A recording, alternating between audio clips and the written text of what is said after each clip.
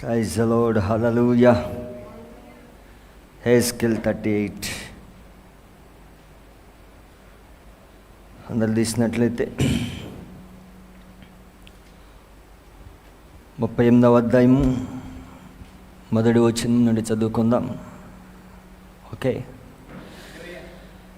మరియు యెహోవాకు నాకు ప్రత్యక్షమై ఇలాగు సెలవిచ్చెను, నరపుత్రుడా, మాగోగు దేశపు వాడుగు గోగు అనగా రోషనుకును మెషేకునకును తుబాలనుకు అధిపతి అయిన వాని తట్టు అభిముఖుడువై అతని గూర్చి మాట ఎత్తి ప్రవచింపుము.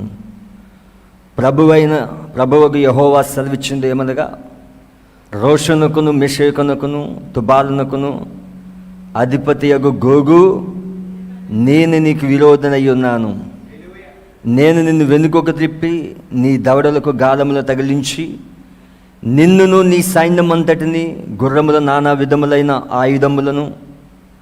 ఆయుధములు ధరించి నీ రౌతులందరినీ కవచములను డాళ్లను ధరించి ఖడ్గములు చేతబట్టుకుని వారిని అందరినీ మహాసైన్యముగా బయలుదేరదీసేదను. నీతో కూడిన పారసిక దేశపు వారిని, కూషీలను, పూతి వారిని అందరినీ, డాళ్లను శిరస్త్రాణములు ధరించుకుని వారిని అందరినీ నేను బయలుదేరదీసేదను. దేవుడి యొక్క వాక్యం దీవించుగాక. అలాగనే ప్రకటన గ్రంథం 19వ అధ్యాయం కొంచెం సౌండ్ కొంచెం పెంచినట్లయితే. ప్రైజ్ ది లార్డ్, హల్లెలూయా.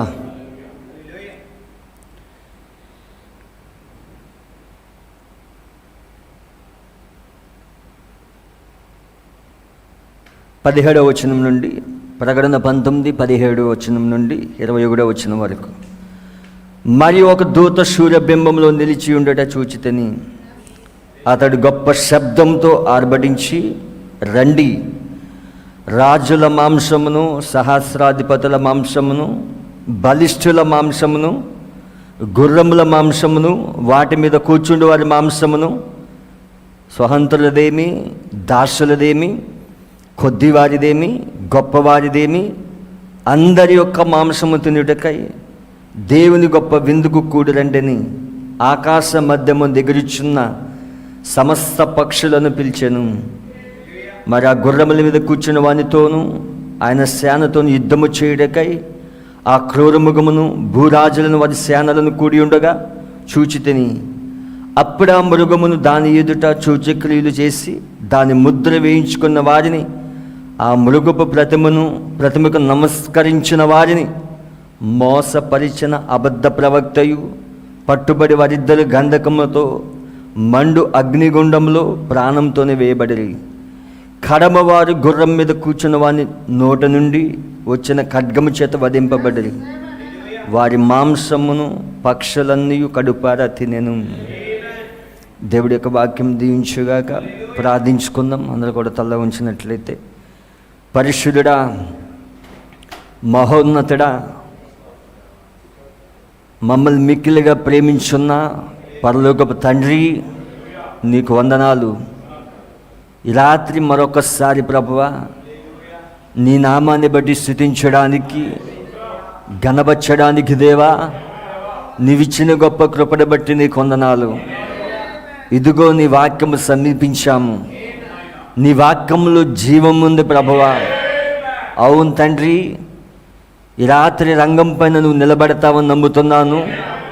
పరిశుద్ధాత్మక రంగం పైన నిలబడి నీ వెనుక భాగంలో ఉన్న విషయాలను ప్రభువా, ఇదిగో ప్రవచనము ద్వారా స్పష్టపరచబడుచున్న నవీన సంగతులను మాకు బోధించబడి ప్రార్థిస్తున్నాం. ఇదిగో ప్రభ, మేము ఎత్తబాటు సమీపంలో ఉన్నాము ప్రభువా. మేము ఎలా నడవాలో, మేము ఎలా ప్రార్థించాలో ప్రభువా, ఎలా సిద్ధపడాలో ప్రభువా, ఇదిగో ప్రతి దేశము ప్రభువా నీ లేఖనంలో చెప్తున్నట్లుగా కదులుతున్నా ఉంది ప్రభువా. ఈ రాత్రి మాతో మాట్లాడు ప్రభువా. అవును తండ్రి, నిశ్చయంగా ప్రభువా ఈ గ్రంథాన్ని తినమని యోహానికి ఆజ్ఞాపించావు. యోహాను గ్రంథం తిన్నప్పుడు యోహాను ప్రవచిస్తాడని రాజుల కోసము, ఆయా దేశాల కోసము మరలా ప్రవచిస్తాడని నీ వాక్యం సెలవిస్తుంది. ఈ రాత్రి తప్పక మా అందరితో మాట్లాడమని మమ్మల్ని మీ హస్తాలకు అప్పగించుకుంటూ సమస్త మహిమ ఘనత ప్రభావాలు పొందమని ప్రభువైన యేసుక్రీస్తు నామములో అడుగుచున్నాను. ఆమేన్, ఆమేన్, ఆమేన్. దయచేసి అందరూ కూర్చోవచ్చు. కొంచెం ఈ బాక్స్ రావట్లేదు కొంచెం. ప్రైజ్ ది లార్డ్, హల్లెలూయా. దేవుని నామానికి మహిమ కలిగిన గాక. God bless you. దేవుడు మిమ్మల్ని దీవించును గాక. అందరూ సంతోషంగా ఉన్నారా? మరలి రాత్రి దేవుని యొక్క సన్నిధిలో ఉండే గొప్ప భాగ్యమై ఉన్నది. హల్లెలూయా. ఎంతమంది సంతోషంగా ఉన్నారు? లైవ్ వస్తుందా? రావట్లేదు. ప్రైజ్ ది లార్డ్, హల్లెలూయా. చాలా జాగ్రత్తగా వినండి. ఓకే, ప్రతి బుధవారం మనం ధ్యానిస్తున్న అంశము ప్రవచనము ద్వారా స్పష్టపరచబడుతున్న నవీన సంగతులు. ఒక 3 వీక్స్ నుంచి మనం ధ్యానిస్తూ ఉన్నాము. అయితే రాత్రి దాన్నే కంటిన్యూ చేయాలని ఆశపడతా ఉన్నాను. లాస్ట్ వీక్ మనం ఎహెజ్కేలు 38, 39 ధ్యానిద్దామని మనం ప్రారంభించాము.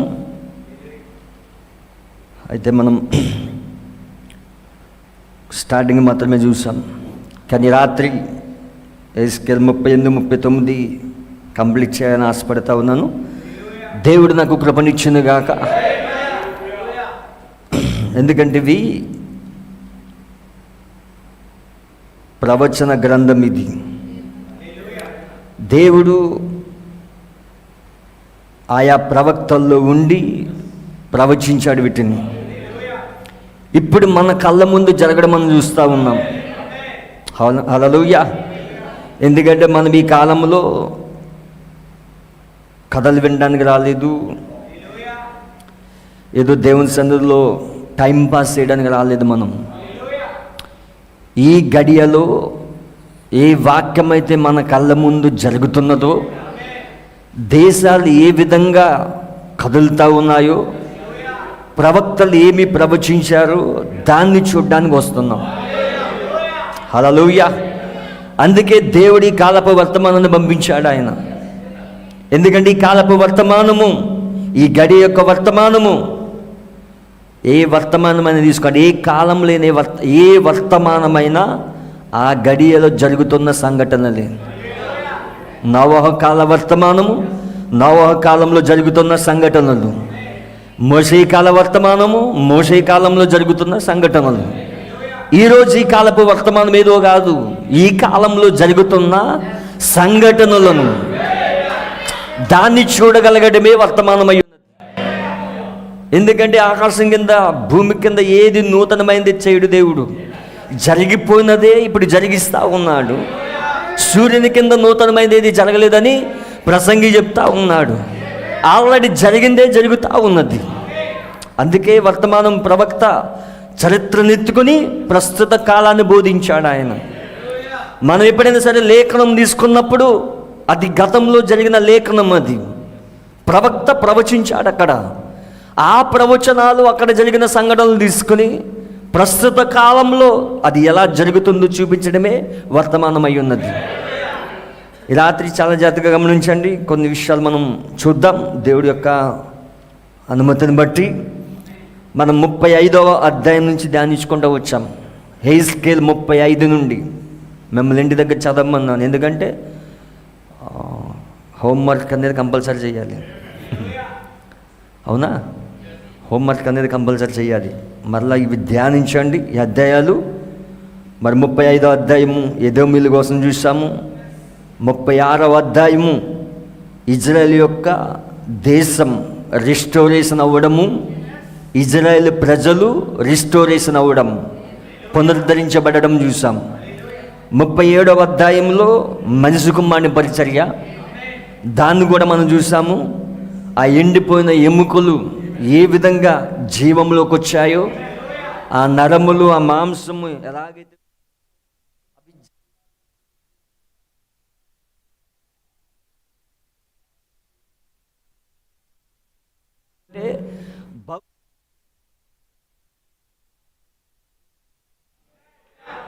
హల్లెలూయా.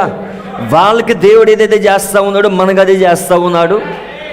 మరి ఇదిగో ఇజ్రాయేల్ ప్రజలు భౌతిక ఇజ్రాయేల్ అయితే మనము ఈ కాలపు వధువు ఆత్మీయ ఇజ్రాయేల్ అయి ఉన్నది. ఇప్పుడు 7వ బోర క్రింద యూదులు ఇజ్రాయేల్కి ఏదైతే చేస్తూ ఉన్నాడో 7వ ముద్ర కింద ఈ ఆత్మీయ ఇజ్రాయేల్కి అదే చేస్తూ ఉన్నాడు. హల్లెలూయా. వాళ్ళు యాంటీ టైప్ వాళ్ళు, మనకి యాంటీ టైప్ వాళ్ళు. అయితే 37వ అధ్యాయం చూసాం. మరలా దేవుడు ప్రపంచ పటంలో తీసేసిన ఇజ్రాయిల్ని మరలా ప్రపంచ పటంలోకి తీసుకురావడము అది దేవుని వలన మాత్రమే సాధ్యమని చూసాం. అవునా? ప్రపంచంలో ఏ మానవుడికి సాధ్యం కాదు. ఒక దేశం ప్రపంచ పటంలో తీసివేయబడి మరలా ప్రపంచ పటంలోకి రావడం అనేది అది దేవునికే సాధ్యం. అది హల్లెలూయా. అందుకే దేవుడు ఇజ్రాయేల్ ప్రజల్ని, ప్రపంచ దేశాలు చెదిరిపోయిన వారిని మరలా సమకూర్చాడు ఆయన. హల్లెలూయా. వారు సమకూర్చబడి యూదులు స్వాతంత్రం పొందుకుని సొంత దేశంలో ఉన్నారు వాళ్ళు. అయితే వాళ్ళు సొంత దేశంలో ఉన్నప్పుడు దేవుడు వాళ్ళతో వ్యవహరించడానికి సిద్ధంగా ఉన్నాడు. ఎందుకంటే ఇజ్రాయెల్ దేశమే మన గడియారం అయి ఉన్నది. ఇజ్రాయెల్ దేశం ఏదో కాదు, గాడ్ టైం పీస్, అది దేవుని యొక్క గడియారం అది. అందుకే ఆయన 7 ముద్రలు బోధిస్తూ ఉన్నప్పుడు 7వ ముద్రకు వచ్చేసరికి నిలిచిపోయాడు ఆయన. మత్తయి 24వ అధ్యాయంలో 7 ముద్రలు బోధిస్తూ ఉన్నాడు. 6 ముద్రలు బోధించాడు ఆయన. 7వ ముద్రకు వచ్చేసరికి ఉపమానంలోకి వెళ్ళిపోయాడు ఆయన. ఇదిగో అంజూరపు చెట్టు చిగురించట మీరు చూచినప్పుడు వసంతకాలము సమీపమైనదని, ఆయన ద్వారము యొద్దనే ఉన్నాడని, ఆయన సమీపమునే ఉన్నాడని మాట్లాడుతూ ఉన్నాడు ఆయన. ఎందుకు 7వ ముద్ర దగ్గరికి వచ్చేసరికి అంజూరపు చెట్టు కోసం మాట్లాడుతూ ఉన్నాడు ఆయన? అదే మనకు సూచనది. ఈ కాలపు గడియారం ఇజ్రాయేల్ దేశం అది. హల్లెలూయా. ఇప్పుడు దేవుడు 2వ రాకడ సూచనలు ఇస్తూ ఉన్నాడు ఆయన. ఏంటి ఆ సూచన అంటే అంజూరపు చెట్టు. ఆయన అంజూరపు చెట్టు జీవిస్తూ ఉన్నాడు. అదే సమయంలో నోవహు దినాల కోసం మాట్లాడుతూ ఉన్నాడు ఆయన. ఈ 2 జరుగుతున్నప్పుడు ఆయన రాకడ జరగబోతా ఉన్నది. హల్లెలూయా. దేవుడు ఎంతో స్పష్టంగా మాట్లాడాడు ఆయన. నిజంగా ఈ కాలంలో ఉండటం అనేది అద్భుతం. హల్లెలూయా. ఈ లేఖనాలు చూడగలగడమే అద్భుతం. అయితే మనం చూసినట్లయితే ఇజ్రాయెల్ దేశము సొంత దేశంలో ఉన్నది. అయితే ఇప్పుడు 38వ అధ్యాయం 39వ అధ్యాయం మనం చూడబోతున్నాం. లాస్ట్ వీక్ మనం చూసాం ప్రవక్త వర్తమానంలో నుండి దేవుని ప్రవక్త గాడ్ బీయింగ్ మిస్అండర్స్టూడ్, అబద్ధం చేసుకొనబడిన దేవుడు. 1961 జూలై 23 దాంట్లో ఒక క్వశ్చన్ చదివాను నేను. 143 క్వశ్చన్ నెంబర్ 143 పారాగ్రాఫ్ నెంబర్ 102 దాంట్లో నేను చదివాను, మీకు చదివినిపించాను. ఇది ఇంగ్లీష్లో ఉంది, తెలుగులో లేదు. మరి దాని దగ్గరే నేను ఆపాను. ఇప్పుడు దాని దగ్గర నుంచి కంటిన్యూ చేస్తాను నేను ఇప్పుడు. హల్లెలూయా. ఒకసారి బ్రదర్ వేసినట్లయితే 1961 July 23 evening God being misunderstood 102 paragraph టేబుల్లో వేసినట్లయితే will Ezekiel 38 and 39 come to pass before the rapture. Ezekiel 38, 39 అనేది ర్యాప్చర్కి ముందు జరుగుతున్నదా? హల్లెలూయా. దేవుని నామానికి మహిమ కలుగును గాక. 102 పారాగ్రాఫ్ అక్కడ టైప్ చేస్తే వస్తుంది. అది క్లోజ్ చేసి మెసేజ్ ఓపెన్ చేసి అక్కడ 102 అని ఇస్తే వస్తుంది.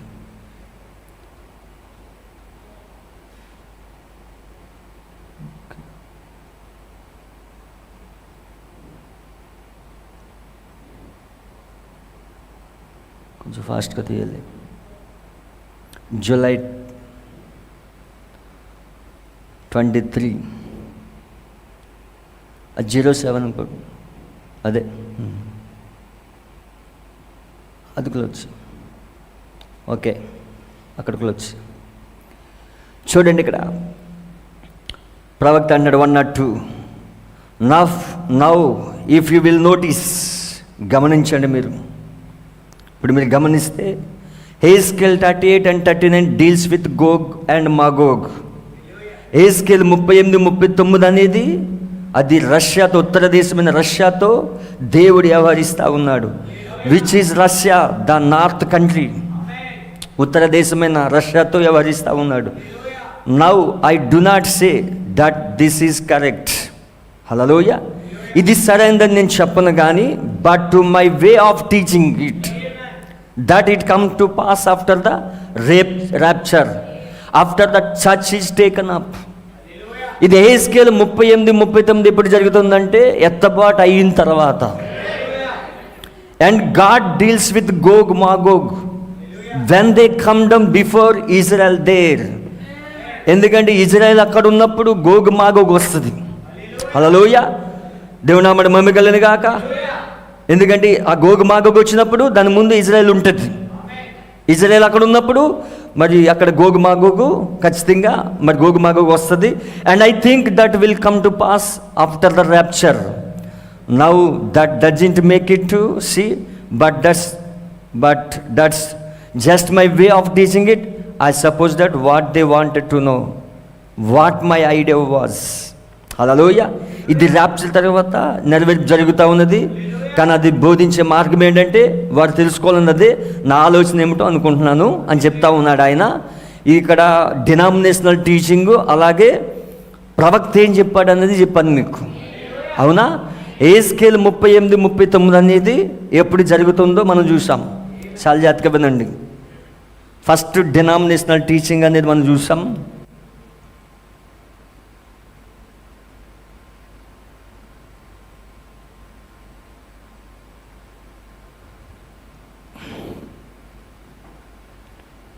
డినామినేషనల్ టీచింగ్ ఫస్ట్ ఏంటంటే డానియేల్ 70 చెప్తున్నట్లుగా యేసుక్రీస్తు వచ్చే సమయానికి 69 వారాలు అంటే 69 వీక్స్ అయిందని వాళ్ళు చెప్తారు. అవునా. దాని తర్వాత దీన్ని అన్యుల కాలం అని చెప్తారు వాళ్ళు.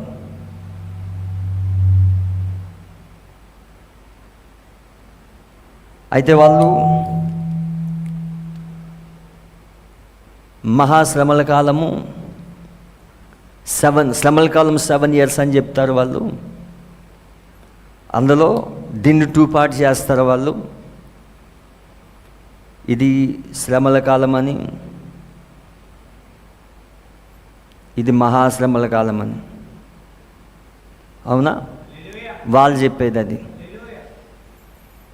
కానీ ప్రవక్త ఏం చెప్పాడంటే ప్రాఫెట్ టీచింగ్ ఇది. మన ప్రవక్త నేర్పించింది యేసుక్రీస్తు మొదటి రాకడికి 69.5 అయిపోయింది. అవునా. మొదటి అర్ధవారము జీసస్ క్రైస్ట్ మినిస్ట్రీ అది. దాని తర్వాత వచ్చిందే 7 సంఘకాలాలు. అలా అంజలి కాలం అని చెప్తారు వాళ్ళు. కానీ మనం 7 సంఘకాలాలు అని చెప్తాం. 7 సంఘాలు 7 దూతలు ఉన్నారని చెప్తాము. కానీ ఇక అర్ధవారం మాత్రమే మిగులున్నది యూదులకు. 3.5 years మాత్రమే మిగులున్నది. ఇదే శ్రమల కాలం అని చెప్తాం మనం. అవునా. ఇది శ్రమల కాలం అని చెప్తాం. శ్రమల కాలానికి ముందే వధువు ఎత్తబడతా ఉన్నది. వధువు ఎత్తబడిన తర్వాతనే శ్రమల కాలం ప్రారంభమవుతుంది. ఓకే. చూడండి, హెస్కేల్ 38-39 అనేది సంఘశాఖలు చెప్పేది ఏంటంటే అది ఎత్తబాటుకు ముందు జరుగుతుందని చెప్తుంది. అంటే సంఘము శ్రమల కాలంలోకి వెళ్ళిన తర్వాత అప్పుడు సంఘం ఎత్తబడుతుంది. అప్పుడు మహాశ్రమలు కూడా ఉన్నాయి. అది మొత్తం శ్రమల కాలం 7 సంవత్సరాలు అని చెప్తుంది. కానీ దానియేలు 70 వారాల ప్రకారముగా 7 సంవత్సరాలు కాదు, 3.5 సంవత్సరాలు మాత్రమే మిగులున్నది యూదులకు. ఎందుకంటే 70th వీక్ అనేది చాలా జతకుందండి. 70th వీక్ ఇది 2 parts. ఇది ఫస్ట్ 3.5 years జీసస్ మినిస్ట్రీ, ఇంకా మిగిలిపోయింది ఎంతంటే 3.5 years. ఫస్ట్ మొదటి రాకడలో 3.5 సంవత్సరాలు యేసుక్రీస్తు సేవ చేశాడు. దానియేలు 70వ వారం 70th వీక్లో 70వ వారంలో మొదటి అర్ధవారం ఆల్రెడీ ఫినిష్, ఆల్రెడీ అయిపోయింది అది. ఇంకా దీనికి ఈ అర్ధవారానికి ఈ అర్ధవారానికి మధ్యలో 7 సంఘకాలాలు ఉన్నాయి. ఇంకా యూదులకు మిగిలింది ఎంతంటే 3.5 సంవత్సరాలే. అదే శ్రమల కాలం అది. అక్కడ మోసే ఏలియాలు వస్తారు. అక్కడ రెవల్యూషన్ 11లో చెప్పినట్లుగా మోసే ఏలియాలు వస్తారు. అవునా? 1,44,000 మంది రక్షించబడతారు. ఇక్కడ దేవుని నామమున మహిమ కలుగును గాక. 1,44,000 మంది యూదులు రక్షించబడతారు. కానీ వధువు ఇక్కడ ఎత్తబడుతుంది. వధువు ఏ శ్రమల గుండా వెళ్ళదు. హల్లెలూయా. ప్రవక్త చెప్పాడు దాన్ని. ఎందుకంటే ఒక అబ్బాయి అమ్మాయిని ప్రేమించినప్పుడు మరి శ్రమలు పెట్టి, నిందలు పెట్టి, అవమానించి వివాహం చేసుకోడు. అవునా? శ్రమలు కలగజేయకుండానే ఆమె వివాహం చేసుకుంటాడు. అలాగే యేసుక్రీస్తు మనల్ని జగత్తు పునాది వెయ్యబడక మునిపే ప్రేమించాడు ఆయన. ఇప్పుడు మనం భార్యనిగా ఎన్నుకున్నాడు ఆయన. అవునా? ప్రపంచవ్యాప్తంగా తన వధువుని ఎన్నుకున్నాడు ఆయన. ఇప్పుడు ఈ వధువుని శ్రమల్లోకి తీసుకెళ్లకుండానే ఆయన ఎత్తబాటులోకి తీసుకెళ్తాడు. ఆయన ఎత్తబాటు అయిన తర్వాతనే యెహెజ్కేలు 38-39 జరుగుతున్నది. భూమిపైన 38-39 అధ్యాయాలు, యెహెజ్కేలు 38-39 అధ్యాయాలు మనం వెళ్ళిపోయిన తర్వాత జరుగుతుంది అది. హల్లెలూయా. ఆ 38-39 అధ్యాయాలు ఏమున్నదంటే రష్యా అన్ని దేశాలను ఏకం చేస్తూ ఉన్నది. ముస్లిం కంట్రీస్ని ఏకం చేస్తూ ఉన్నది. ఎందుకంటే ఇజ్రాయెల్ దేశం పైకి రష్యా వెళ్తూ ఉన్నది. అదే మనం చూడబోతున్నాం.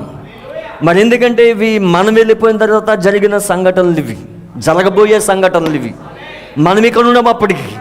హల్లెలూయా.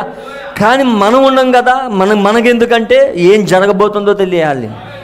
ఎందుకంటే మనము చివరిలో వచ్చి యుద్ధం చేస్తాం. ఈ దేశాలన్నిటి పైన యుద్ధం చేసి, ఇజ్రాయెల్ దేశం పక్షంలో మనం పోరాడి, మనం యుద్ధం చేసి వాళ్ళ నాశనం చేస్తాం. హల్లెలూయా. అందుకే ఇవి తెలుసుకోవాల్సిన అవసరత మనకున్నది. అందుకే ప్రవక్త అన్నాడు యెహెజ్కేలు 38-39 ర్యాప్చర్ అయిపోయిన తర్వాత, ఎత్తబాటుకు ముందు కాదు. డినామినేషన్లు ఏం చెప్తారంటే ఎత్తబాటుకు ముందు అని చెప్తారు. అందుకే వాళ్ళ వీడియోలు కూడా చూడండి. ఇప్పుడు ఇదిగో రష్యా వచ్చేస్తున్నది, ఇదిగో 3వ ప్రపంచ యుద్ధం వచ్చేస్తూ ఉన్నది, దేశాలన్నీ ఐక్యమవుతూ ఉన్నాయి, ఇజ్రాయెల్ ఒంటరి చేస్తూ ఉన్నారు, ఇదిగో 3వ ప్రపంచ యుద్ధం ప్రారంభమవుతున్నది వీడియో చేస్తూ ఉన్నారు. వాళ్ళకి లేఖనాలు తెలియదు. హల్లెలూయా. మన ప్రవక్త స్పష్టంగా చెప్పాడు. యెహెజ్కేలు 38-39 మనం వెళ్ళిపోయిన తర్వాత, వధువు ఎత్తబడిన తర్వాత జరగబోయేది అది. దేవుని నామమున మహిమ కలుగును గాక. ఇప్పుడు చాలా జాగ్రత్తగా చూడండి. చూద్దామా? యెహెజ్కేలు 38 చాలా జాగ్రత్తగా ఉండండి. ప్రవచనాలు చాలా జాగ్రత్తగా ఉండండి. ఇది అర్థమైందా మీకు? ఓకే, అర్థమవుతే దేవుడు మిమ్మల్ని దీవించును గాక. 38వ అధ్యాయం. మరి యెహోవాకు నాకు ప్రత్యక్షమై ఇలాగు సెలవిచ్చెను, నరపుత్రుడా, మాగోగు దేశపు వాడగు గోగు. మాగోగు అనగా లాస్ట్ వీక్ మీకు కొన్ని దేశాల పేర్లు చెప్పానా? లాస్ట్ వీక్ కొన్ని దేశాల పేర్లు మనం చూసాం. చాలా దేశాల పేర్లు మనం మాట్లాడుకున్నాం.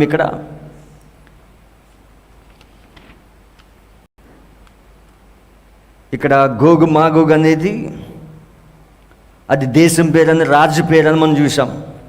అవునా? దేవుని నామమున మహిమ కలుగును గాక. గోగు అనగా దేశం పేరు, మాగోగు అనగా రాజు పేరు. చాలా జాగ్రత్తగా వినండి. నరపుత్రుడా, ఇక్కడ నరపుత్రుడా అని ఉంటుంది. సన్ ఆఫ్ మ్యాన్ అంటే ప్రవక్తని సన్ ఆఫ్ మ్యాన్ అంటాం. ఏ సన్ ఆఫ్ మ్యాన్, ఇంగ్లీష్లో కూడా చూద్దాం దీన్ని. నరపుత్రుడా అని చెప్తా ఉన్నాడు. సన్ ఆఫ్ మ్యాన్ అని మాట్లాడుతూ ఉన్నాడు. ఇక్కడ మాగోగు దేశపు వాడగు గోగు అనగా రోషునకు, మెసేకునకు, తుబాలునకు. ఇక్కడ చూడండి, దేశాల పేర్లు ఇక్కడ ఉన్నాయి. ఈ దేశాల పేర్లు ఎలా వచ్చాయంటే మనం విత్తనాల పుస్తకానికి వెళ్ళాలి, ఆది కాండం దగ్గరికి వెళ్ళాలి. అసలు దేశాలు ఎప్పుడు విభజించబడ్డాయి, దేశాలకి ఎవరి పేర్లు పెట్టారో మన విత్తనాల పుస్తకాల్లోకి వెళ్ళి తెలుస్తుంది. ఆది కాండం 10వ అధ్యాయంలోకి వెళ్ళినట్లయితే మనం ఇక్కడ దేవుని యొక్క వాక్యంలో మనం చూద్దాము. ఇవే పేర్లు అక్కడ కనిపిస్తూ ఉంటాయి. 10వ అధ్యాయం. ఇది నోవహు కుమారులకు షేము, హాము, యాపేతు అనేవారు వంశావళి. జలప్రలయం తర్వాత నోవహు కుటుంబం మాత్రమే మిగిలింది భూమి పైన. అందరు ఇక్కడ ఉన్నారా? నోవహు కుమారులు ఎవరంటే హాము, షేము, యాపేతు. వీళ్ళ ద్వారానే ప్రపంచమంతా విస్తరించబడింది. అయితే ఇక్కడ దేవుని యొక్క వాక్యం ఇలా సెలవిస్తుంది. ఇది నోవహు కుమారులకు షేము, హాము, యాపేతు అను వారి వంశావళి. జలప్రలయం తర్వాత వారికి కుమారులు పుట్టిరి. యాపేతు కుమారులు గోమేరు. ఉందా గోమోరు? మాగోగు వచ్చిందా హెజ్కేల్లో? మాదై, యువాను, తుబాలు. ఉందా తుబాలు? తుబాలు అనగా టర్కీ. అవునా? అదే మనం చూస్తా. మెషేకు, తీరస్ అనువారు. అంటే వీళ్ళ మనుషుల పేర్లే దేశాలకు పెట్టారు. అవునా? గోమెరు కుమారులు అస్కనజు, రిఫాతు, తొగర్మా ఉన్నదా? హెజ్కేల్లో తొగర్మా అనువారు. తొగర్మా దేశం పేరు ఉన్నది అనువారు. యవాను కుమారులు ఎలీషా, తార్షీషు, కిత్తుము, దదోనీము అనువారు. వీరి నుండి సముద్ర తీరమందుండిన జనములు వ్యాపించెను. వారి వారి జాతుల ప్రకారం, వారి వారి భాషల ప్రకారం, వారి వంశముల ప్రకారము ఆయా దేశంలో వారు వేరైపోయిరి. అయితే దేశాలు ఎప్పుడు విభజించబడ్డాయో 10వ అధ్యాయం 25వ వచనంలో ఉన్నది. ఎబేరుకు ఇద్దరు కుమారులు పుట్టిరి. వారిలో ఒకని పేరు పెలేగు. ఉందా? ఏలయనగా అతని దినములలో భూమి దేశములుగా విభాగింపబడెను. పెలేగు కాలములోనే దేశాలు విభాగింపబడ్డాయి. దేశాలు విభాగించబడినప్పుడు వాటికి మనుషుల పేర్లు పెట్టారు. ఆ పేర్లే మనం హెజ్కేల్లో చదువుతూ ఉన్నాం. అవునా? అందుకే ఇజ్రాయెల్ చుట్టూ దేశాలు మనం చూసినట్లయితే, అక్కడ మ్యాప్ వేసినట్లయితే, మరి ఇజ్రాయెల్ చుట్టూ మనం దేశాలు చూసినట్లయితే ఇవన్నీ ఆది కాండంలో మనుషుల పేర్లు ఇవి. మీరు ఇంటికి వెళ్ళిన తర్వాత ఆది కాండం 10వ అధ్యాయం చదవండి. మనుషుల పేర్లే దేశాలకు పెట్టారు. అక్కడ యోబు ఎక్కడున్నాడు? ఊజు దేశంలో ఉన్నాడు. ఊజ్ అనేది ఏంటి? మనుషుడి పేరు. ఆది కాండంలో ఊజ్ అనే మనుషుడు ఉంటాడు. అందరు ఇక్కడే ఉన్నారా? అవునా? తూర్పు దేశం అది. అవునా? ఇప్పుడు ఇక్కడ జాగ్రత్తగా గమనించినట్లయితే ఇక్కడ చూడండి. ఆ 3 వంశావళి, ఆ నోవహు యొక్క 3 కుమారులు వాళ్ళు ఎలా చెదిరిపోయారో, షేము వంశావళి ఆసియాలో ఉన్నది, యూరప్లో యాపేతు వంశావళి, ఆఫ్రికాలో హాము వంశావళి. 3 వంశావళి అలా చెదిరిపోయారు వాళ్ళు. ఓకే? దేశాలకు విభాగించబడ్డాయి ఆది కాండంలో. అయితే ఇజ్రాయెల్ చుట్టూ ఉన్న దేశాలు చూడండి. ఇక్కడ ఇజ్రాయెల్ చుట్టూ ఉన్న దేశాలు కొంచెం మ్యాప్ పెద్ద చేసినట్లయితే ఇక్కడ చూడండి. ఇజ్రాయెల్ దేశం మీద. అవునా? ఇజ్రాయెల్ దేశానికి ఇక్కడ సరిహద్దులు ఉన్నాయి. ఈజిప్ట్ అనేది, దీన్ని ఐగుప్తు అని ఉంటుంది బైబిల్లో. అవునా? దీన్ని ఈజిప్ట్ అంటారు. ఇప్పుడు పూత్ అనేది ఉన్నదా హెజ్కేల్లో? పూతీలు అని ఉన్నది. అది ఇప్పుడు లిబియా. అవునా? చూడండి ఇక్కడ తుబాల్ అని ఉన్నది. తుబాల్ అంటే ఇప్పుడు టర్కీ. ఓకే? టర్కీ అనే దేశాన్ని తుబాల్ అనేవాళ్ళు. అలాగే తార్స్ అనేది ఈస్ట్ టర్కీ. ఇరాన్ అనేది పారసీకుల దేశం. చూసాం కదా, మాదీలు, పారసీకులు ప్రపంచాన్ని పరిపాలించారు. ఇరాక్ అనేది బబులోన్ దేశం. ఈ బబులోనే ప్రపంచాన్ని ఏలింది. ఆది కాండములోనే బబులోను ప్రారంభమైంది. అవునా? ఆది కాండంలోనే బబులోను ప్రారంభమైంది. ఇదిగో ఎదోము దేశం అంటే సౌదీ అరేబియా. ఇక్కడ కూషీలు అంటే ఇదిగో సుడాన్, ఇథియోపియా వారు, ఈ సుడాను, ఈ నల్ల జాతీయులంతా కూసు వారు. ఓకే? అవే దేశాల పేర్లు ఆ యొక్క హెజ్కేలు 38వ అధ్యాయంలో ఉన్నాయి. అర్థమైందా? అవే వస్తూ ఉన్నాయి. ఇప్పుడు ఇటు చూస్తే ఇజ్రాయెల్కి ఉత్తర దేశంలో, ఇక్కడ మనం ఉత్తర దేశం చూస్తే రోసు అంటే గోగు మాగోగ్ అన్న, రూష్ అన్న రష్యా దేశం అంటే దాన్ని మనం చూస్తున్నాం.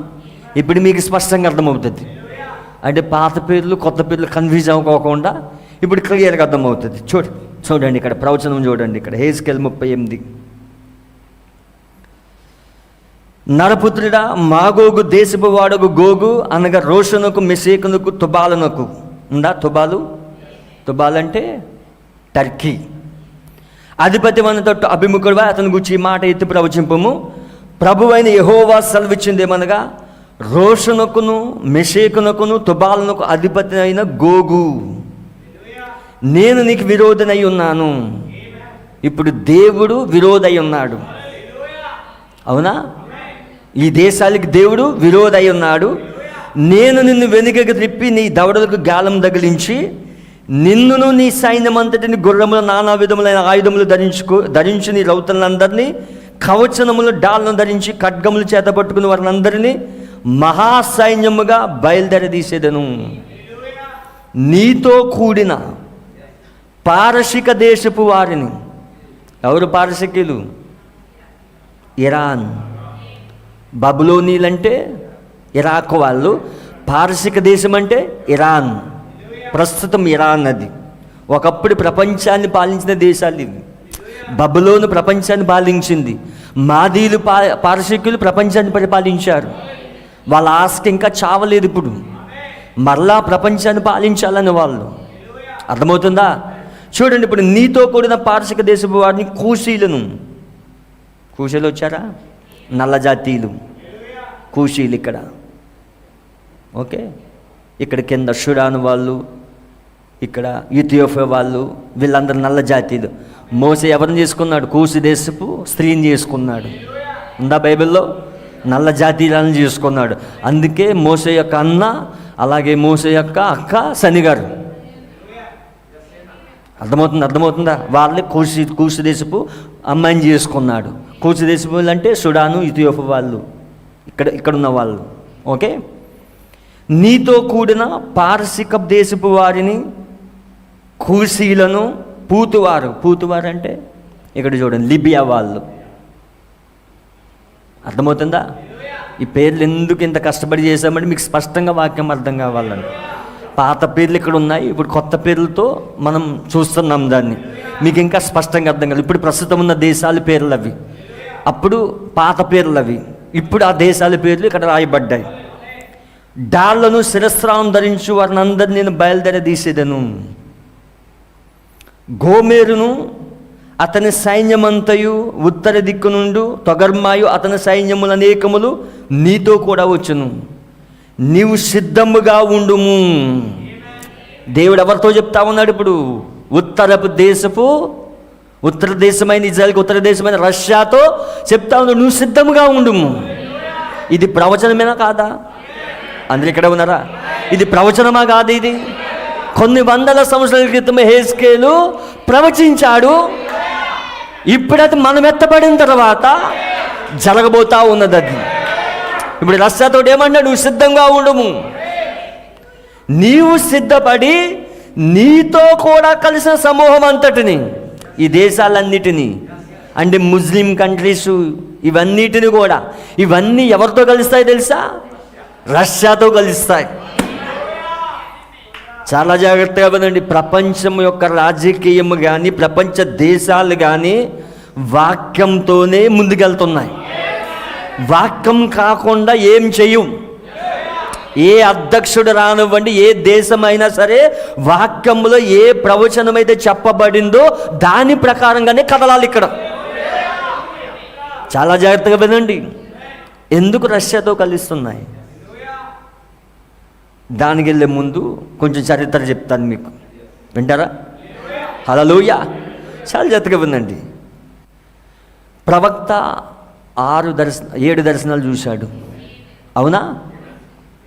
7 దర్శనాలు చూశాడు ఆయన. 1933లో జూన్ నెల ఉదయం 7 దర్శనాలు చూశాడు ఆయన. ఆ 7 దర్శనాలు ఇప్పుడు జరుగుతున్నాయా లేదా? కొన్ని జరిగిపోయాయి, ఇంక జరగాల్సింది 7వ దర్శనం, అదే అమెరికా బూడిదవ్వటం. అవునా? 7 దర్శనాలు ఉన్నాయి ఇక్కడ. చూడండి, ఆయన చెప్పిన దర్శనాల్లో ముసలిని కోసం చెప్పాడు, హిట్లర్ కోసం చెప్పాడు, కమ్యూనిజం కోసం చెప్పాడు. అవునా? అలాగే డ్రైవర్ లేని కారు వస్తుందని చెప్పాడా? అలాగే స్త్రీ నైతికంగా దిగజారిపోతుంది, అర్ధనగ్నంగా తయారై వీధుల్లో స్ట్రీట్లో తిరుగుతుందని చెప్పాడు, నైతిక విలువలు కోల్పోతారని చెప్పాడు. అది జరిగిందా లేదా? అలాగే ఇప్పుడు అమెరికాని స్త్రీ వెళ్తుందని చెప్పాడు. అవునా? వైట్ హౌస్లోకి వచ్చింది. అవునా? జాన్ ఆఫ్ కెనడీ వచ్చినప్పుడే ఆ ఎజబెల్ వైట్ హౌస్లోకి వచ్చింది. జాన్ ఆఫ్ కెనడీ ఎవరు? Roman Catholic president. ప్రవక్త ఏమన్నాడు? మరొక అధ్యక్షుడు మనకు అన్నాడా? 7 సంఘకాలాల్లో లవోదీక సంఘకాలం దీంట్లో చెప్తాడు ఆయన. పారాగ్రాఫ్ నెంబర్ ఇక్కడ రాస్తుంది. మరొక అధ్యక్షుడు వస్తాడని చెప్తాడు. ఓకే, చూడండి ఇక్కడ 16వ పారాగ్రాఫ్ లవోదీక సంఘాలం. ఇప్పుడు నేను చెప్తున్నాను, ఆ దర్శనంలో ఏ ఒక్కటైనా కానీ తప్పని రుజువు చేయగలరా? అవన్నీ నెరవేరలేదా? అందులో ప్రతి ఒక్కటి నెరవేరినది లేక నెరవేరు క్రమంలో ఉన్నది. ముస్సోలిని విజయవంతంగా ఇథియోపియా మీదకి దండెత్తెను. ఆ తర్వాత పతనమై మొత్తం నాశనమయ్యాను. హిట్లర్ యుద్ధము ప్రారంభించి దాన్ని ముగించకుండానే మర్మమొగ రీతిలో మృతి పొందెను. హిట్లర్ యుద్ధం స్టార్ట్ చేశాడా? 2వ ప్రపంచ యుద్ధం జరిగిందా లేదా? 1939 నుండి 45 వరకు 2వ ప్రపంచ యుద్ధం జరిగింది. కారకుడు ఎవరు? హిట్లర్. అవునా? ఆర్య జాతిని పైకి లేపాలని, అంత ఆర్యులుగా మార్చాలని హిట్లర్లోకి, ముసలిని పైకి, ఐక్యమన్ పైకి, స్టాలిన్ పైకి, నలుగురి నియంతల పైకి రోమన్ ఆత్మ వచ్చింది. ఎక్కడైతే యూదుడు అనబడిన వాడు ఎవరైతే ఉన్నారో వాళ్ళని గ్యాస్ సాంబర్లో పెట్టి చంపించేయడము, పూర్తిగా నాశనం చేయడము, యూదా జాతి నాశనం అయిపోవాలని చెప్పి వాళ్ళ నలుగురి నియంతల పైకి రోమన్ క్యాథలిక్ ఆత్మ వచ్చింది, రోమన్ ఆత్మ వచ్చింది. అవునా? అదే జ్యూస్ హోలోకాస్ట్ అన్నారు. అదని యూదుల యొక్క సమూల నాశనం. అది అప్పుడే వాళ్ళు 6 మిలియన్ల మందిని, 60 లక్షల మందిని యూదులు చంపించేశారు. అవునా? దేవునామడి మహిమగలను గాక. అప్పుడే వాళ్ళు సొంత దేశం వెళ్ళాలని ఆశ పుట్టింది. అయితే హిట్లర్ చచ్చిపోయాడు. అవునా? మర్మము రీతిలో మృతి పొందను. ఆ 2 ఉద్యమములు కమ్యూనిజం మింగివేసినవి. హిట్లర్ ద్వారా ఏమొచ్చిందంటే ఈజాలు వచ్చినాయి. ఇప్పుడు 3 ఈజాలు వచ్చినాయి ఇక్కడ. అవునా? 3 ఈజాలు వచ్చినాయి. హిట్లర్ ద్వారా వచ్చింది, హిట్లర్ ద్వారా నాషిజం వచ్చింది, అలాగే ముసలి ద్వారా ఫ్యాసిజం వచ్చింది, రష్యా ద్వారా కమ్యూనిజం వచ్చింది.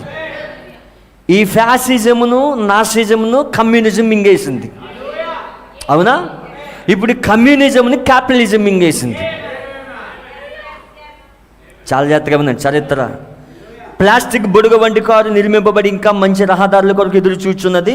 స్త్రీలు దిగంబరులుగా ఉన్నారు. ఇప్పటికే వారు పైన ఏమీ లేని స్నానపు దుస్తులు ధరించుచున్నారు. ఈ మధ్య నేను ఒక పత్రికలో దుస్తులు చూశాను. ఆ దుస్తులు దర్శనంలో చూచినట్లే ఉన్నవి. దాని మీరు దుస్తులు అనినచో అదంతా కనబడు ప్లాస్టిక్ బట్టవలే ఉన్నది. ఆ బట్టకు 3 నల్లని మచ్చలు ఉన్నవి. వాటితో 2 రొమ్ములు కప్పుకొనిరి. ఆ కింద చిన్న అంజురపు కచ్చడం వలె ఉన్నది. క్యాథలిక్ చర్చ్ పైకి లేచుచున్నది. మనకు ఒక క్యాథలిక్ అధ్యక్షుడు వచ్చాను. Already John F Kennedy Roman Catholic ఓట్ల ద్వారా గెలుపొందాడు. అవునా? 1960లో. అవునా? అప్పుడే ప్రవక్త విలియం బ్రన్నంకి ప్రకటన గ్రంథం తెరవబడింది. అప్పుడు ప్రవక్త విలియం బ్రన్నం ఏమనుకున్నాడంటే ఇంక అంతమైపోతా ఉన్నది, ఇంక ఎత్తబడి జరగబోతుంది అనుకున్నాడు. ప్రకటన గ్రంథం దేవుడు తెలుస్తూ ఉన్నాడు. అవునా? ఇంక కాలం ముగించబడకపోతుంది అనుకున్నాడు ఆయన. అయితే నిస్సందేహముగా మరి ఒకడు వచ్చును. ప్రవక్త ఇక్కడ ప్రవచించాడు, మరి ఒకడు వచ్చును. వచ్చాడా? ఇప్పుడు మరలా 2020లో మరలా Roman Catholic president Joe Biden వచ్చాడు. ఇప్పుడు వచ్చాడా? అవునా? ఇప్పుడు అమెరికా ప్రెసిడెంట్ ఎవరు? జో బైడెన్ అయి ఉన్నాడు. రోమన్ క్యాథలిక్ ప్రెసిడెంట్ అతను. ప్రవక్త చెప్పిన ప్రవచనం నెరవేర్పు జరిగింది. నిస్సందేహముగా మరి ఒకడు వచ్చానన్నాడు ఆయన. ఇంకా మిగిలి ఉన్నది, ఇంకేం మిగిలి ఉన్నది? రోమన్ క్యాథలిక్ ప్రెసిడెంట్ వచ్చాడు, ఇంకేం మిగిలి ఉన్నది? ఎబ్రీ పత్రిక 12:6 తప్ప మరి ఏమీ లేదు. 12:26 ఆయన స్వరము అప్పుడు భూమిని కంపింపజేసును, ఇప్పుడు మరి ఒకసారి భూమిని మాత్రమే కాక ఆకాశమును కూడా కంపింపజేతునని సెలవిచ్చుచున్నాడు. చాలా జాగ్రత్తగా గమనించండి. ఇప్పుడు రెండవ ప్రపంచ యుద్ధంలో ఈ రష్యా, అమెరికా, ఈ రెండు దేశాలు కలిశాయి ఈ జర్మనీ, ఈ జపాన్ పైన యుద్ధం చేయడానికి. రష్యా దగ్గర అప్పటికే అణుబాంబు ఉన్నది. అణుబాంబుని జపాన్ పైన, జపానే కదా, జపాన్లో నాగసాకి, హిరోషిమా ఆగస్టు నెలలో అణుబాంబును మొట్టమొదటిసారిగా అమెరికా దేశము జపాన్ పైన వేసింది. ఇప్పటికక్కడ పరిస్థితి దారుణంగా ఉన్నది. ఎంత శక్తివంతమైన అణుబాంబు అంటే ఇంకక్కడ పచ్చగడ్డి కూడా మలవని ప్రదేశం అది. మనుషులందరూ భయంకరంగా చచ్చారు అక్కడ. ఎంతో నష్టం చూసింది జపాన్ దేశం. ఇప్పుడు అమెరికా దేశం రెండో ప్రపంచ యుద్ధం అయిన తర్వాత అగ్రదేశాల మధ్య పోటీ నడుస్తూ ఉన్నది. అమెరికా దేశం సూపర్ కంట్రీగా అన్ని దేశాలను కంట్రోల్ పెట్టుకుంటూ ఉన్నది. ఓకే, అయితే ఈ రెండు రష్యాతో కలిసినప్పుడు ఈ యొక్క అమెరికా ఆయుధాలను రష్యాకి ఇచ్చింది. అమెరికా రష్యాకి ఇచ్చింది ఆయుధాలను. ఎప్పుడైతే రష్యాకి ఇచ్చిందో దీని సీక్రెట్స్ అన్నీ కూడా రష్యా గమనించింది. వీళ్ళు ఏమేమి తయారు చేస్తున్నారు, ఏమేమి అణుబాంబులు కనిపెట్టారు, దీని సీక్రెట్స్ అంతా రష్యాకి తెలిసిపోయింది. ప్రవక్త అన్నాడు మెసేజ్లో, నేను ఎక్కడో చదివాను దీన్ని, ఆ బుద్ధిహీనపు పని అధ్యక్షుడు చేశాడు. అందుకే ఇప్పుడు రష్యా మనకంటే 5 సంవత్సరాలు అడ్వాన్స్డ్ టెక్నాలజీలో ఉన్నది రష్యా ఇప్పుడు. ఎందుకో తెలుసా? ఇప్పుడు అమెరికా ఒక బాంబు కనిపెట్టింది అనుకోండి, రష్యా ఒక బాంబు కనిపెట్టింది అనుకోండి, ఒక బాంబు కనిపెట్టింది అనుకోండి, ఇప్పుడున్న టెక్నాలజీ అమెరికా అందుకోవాలంటే 5 సంవత్సరాలు పడుతుంది. టెక్నాలజీలో అంత వెనుకడుకున్నారు వాళ్ళు. అమెరికా ఇప్పుడు అడ్వాన్స్డ్ టెక్నాలజీ, దేవుని చిత్తం అయితే చూస్తాను నేను, ఎక్కడో చెప్పాడు ప్రవక్త, అడ్వాన్స్డ్ టెక్నాలజీ, 5 సంవత్సరాలు అడ్వాన్స్డ్ టెక్నాలజీలో రష్యా ఉంది. ఇప్పుడు రెండు అగ్రదేశాల మధ్య పోటీ నడుస్తూ ఉన్నది ఈ రెండవ ప్రపంచ యుద్ధం అయిన తర్వాత. అందుకే అమెరికా ఏం చేస్తున్నదంటే అన్ని దేశాలను గుప్పిట్లో పెట్టుకుంటూ ఉన్నది. ఎందుకంటే ప్రకటన 13లో చెప్తున్నట్లుగా ఇది ప్రథమను తయారు చేయాలి. ఇది అవునా? ఇది ప్రథమను తయారు చేయాలి కాబట్టి అన్ని దేశాలను గుప్పిట్లో పెట్టుకుంటూ ఉన్నది. అందుకే అమెరికా దేశంలో ఉన్న అధ్యక్షులు వాళ్ళ దేశంలో ఉన్న అధ్యక్షులు ఏం చేస్తారో తెలుసా? ముస్లిం దేశాలకి ఫండ్స్ ఇవ్వడం, ఐక్యరాజ్య సమితి నుంచి, అవునా, వాళ్ళకి ఫండ్స్ ఇచ్చి పోషించడం, వాళ్ళకి ఆయుధాలు ఇవ్వడం. ఎందుకు? వీళ్ళందరూ దాంతో ఉండాలని. అమెరికా దేశానికి భయం ఏంటంటే రష్యా అంటే భయం. ఏ దేశమన్నా భయం ఉండదు, ఒక్క రష్యాకే భయపడతారు. ఎందుకు తెలుసా? 5 సంవత్సరాల టెక్నాలజీ అడ్వాన్స్లో ఉంది, అందుకే రష్యాకే భయపడుతుంది. కానీ ఈ దేశాలన్నీ ఎవరితో కలుస్తాయి? ప్రవచనం ప్రకారముగా రష్యాతో కలుస్తాయి. అందరు ఇక్కడే ఉన్నారా? ఇప్పుడు రష్యాతో కలవబోతా ఉన్నాయి అవి. ప్రవచనం ప్రకారముగా ఆ ముస్లిం దేశాలన్నీ కూడా మనం చదివిన ప్రకారముగా రష్యాతో కలుస్తాయి అవి. అవునా? ఇప్పుడు అమెరికా ఏం చేస్తుంది? వీళ్ళకి ఫండ్స్ ఇచ్చి పోషిస్తూ ఉన్నది. ఎందుకు? దీని మేకపోతు గాంభీర్యం చూపించుకోవాలని, ఇది పెద్దన్నగా వ్యవహరించాలని. ఎందుకంటే దీని ఆర్థిక వ్యవస్థే కుప్పకూలిపోయింది. ప్రవక్త ఆల్రెడీ ఎప్పుడో ప్రవచించాడు, 50 సంవత్సరాల క్రితం చెప్పాడు, అమెరికా దేశం యొక్క ఆర్థిక వ్యవస్థ పతనమైపోయిందని. రోమన్ క్యాథలిక్ ఆదుకుంటే తప్ప దానికి దిక్కులేదని. ఇప్పటికి అప్పుల్లో ఉన్నది అది. కానీ ప్రపంచ దేశాలు పెద్దన్నగా వ్యవహరిస్తూ ఉన్నది. అందుకే ఇప్పుడు రష్యా ఇస్తూ ఉన్నది. పట్టుకుంటారా ప్రవచనాన్ని? ఇప్పుడు ఈ దేశాలన్నీ ఎటువైపు వెళ్తాయి? రష్యా వైపు వెళ్తాయి. అందుకే అమెరికా వేసే బిస్కెట్లకి ప్రవచనం ప్రకారంగా వెళ్ళాలి అవి. హల్లెలూయా. అమెరికా ఎన్ని ఫండ్స్ ఇచ్చి పోషించినా అయిపోయింది చరిత్ర. అమెరికా చరిత్ర అయిపోయింది. ఇంకా ఇప్పుడు రష్యా వైపు వెళ్తాయి అవి, రష్యాతో కలుస్తాయి అవి. పట్టుకుంటారా వాక్యాన్ని? ఎందుకంటే ప్రవచనం అలా సెలవిస్తూ ఉన్నది ఇప్పుడు. హల్లెలూయా. దేవుని నామమున మహిమ కలుగును గాక. ఇప్పుడు రెండో ప్రపంచ యుద్ధం అయిన దగ్గర నుండి ఈ రెండు దేశాలకి, రష్యాకి అమెరికాకి పోటీ నడుస్తూ ఉన్నది. ఒకసారి ప్రవక్త వర్తమానం చదువుదాం, మీకు ఇంకా స్పష్టంగా మీకు అర్థం కావాలంటే. నేను కొన్ని కోడ్స్ రాశాను. 1953 త్వరగతి మన ప్రసంగి కొంచెం త్వరగా కోడ్స్ తీసినట్లయితే నేను ఫాస్ట్గా తీసుకెళ్తాను. 1953 దైవ శాస్త్రం. మీకు ఇక్కడ కోడ్స్ చదివితే మీకు రష్యా కోసం క్లారిటీ వస్తుంది. ఇక్కడ 1953 June 9th దైవ శాస్త్రం. Okay, paragraph number 216. ఓకే, చూస్తున్నారా? 216 దైవ శాస్త్రం.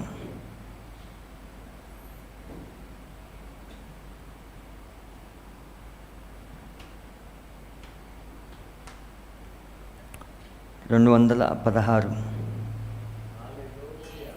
ఇప్పుడు వారిలో కొందరు ఇలా అంటారు, ఓ రష్యా అంత్యక్రీస్తు. రష్యా అంత్యక్రీస్తా? కాదు కాదు కాదు.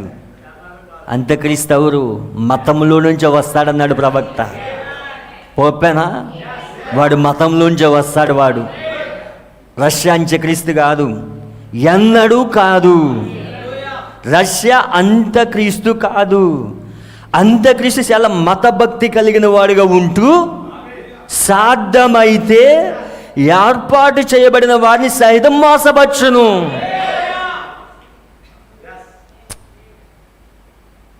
ఏర్పాటు చేయబడిన వారిని సాధ్యమైతే, ఏర్పాట్లో లేని వాళ్ళ సంగతి కాదు. ఏర్పాట్లు ఎవరైతే ఉన్నారో వారిని సాధ్యమైతే, మత శాఖలు పక్కనెట్టండి. అవునా? వాళ్ళు అసలు ఎన్నికలు లేరు. మరి ఇప్పుడు గందరగోళం అంతా ఎక్కడ ఉంది? మెసేజ్లో. అవునా? గందరగోళం ఎంత ఎక్కడ ఉంది? మెసేజ్లో ఉన్నది ఇప్పుడు. అందుకే సాధ్యమైతే ఏర్పరచబడిన వారిని మోసగిస్తాడు, వధువును మోసగించలేడు. దేవుడు నామమున మహిమ కలుగును గాక. వధువు మోసపోదు కూడా. గుర్తుంచుకోండి, దేవుడు తన మనిషిని తీసుకొను, అయితే అతని ఆత్మను కాదు. దెయ్యం అతని యొక్క మనిషిని తీసుకొను, కానీ అతని ఆత్మను ఎన్నడూ తీసుకొనదు. ఓకే, ఇంకొంచెం ముందుకెళ్దాం. మొదటి ముద్ర 1963 ఫస్ట్ సీల్. కొంచెం త్వరగా తీ. 134 పారాగ్రాఫ్ నెంబర్ 134. ఇప్పుడు గుర్తుంచుకోండి, అది రష్యా కాదు. క్రీస్తు విరోధి ఒక మెత్తని వాడు. అతను ఎంతటి మృదువుగా ఉండునో కొంచెం గమనించండి. ఇప్పుడు అతడు చాలా తెలివైన వాడు. అవునండి, పరిశుద్ధాత్మ ఒక్కటే అతన్ని జయించగలదు. అంత్యక్రీస్తు చాలా తెలివైనోడు, చాలా మృదువుగా ఉంటాడు, చాలా ప్రేమగా ఉంటాడు. పరిశుద్ధాత్మ మాత్రమే జయించగలదు. ఏం అద్భుతమైన కోటేస్తుందండి ఇది. దేవుడు నామమున మహిమ కలుగును గాక. అదే మెసేజ్లో 390. రష్యాలో కమ్యూనిజం లేచుటకు ఏమి కారణము? ఏలైనగా రోమన్ క్యాథలికులు మరియు తక్కిన వారితో అపవిత్రతయే దానికి కారణం. అసలు రష్యాలో కమ్యూనిజం వచ్చింది రోమన్ క్యాథలిక్ వల్ల.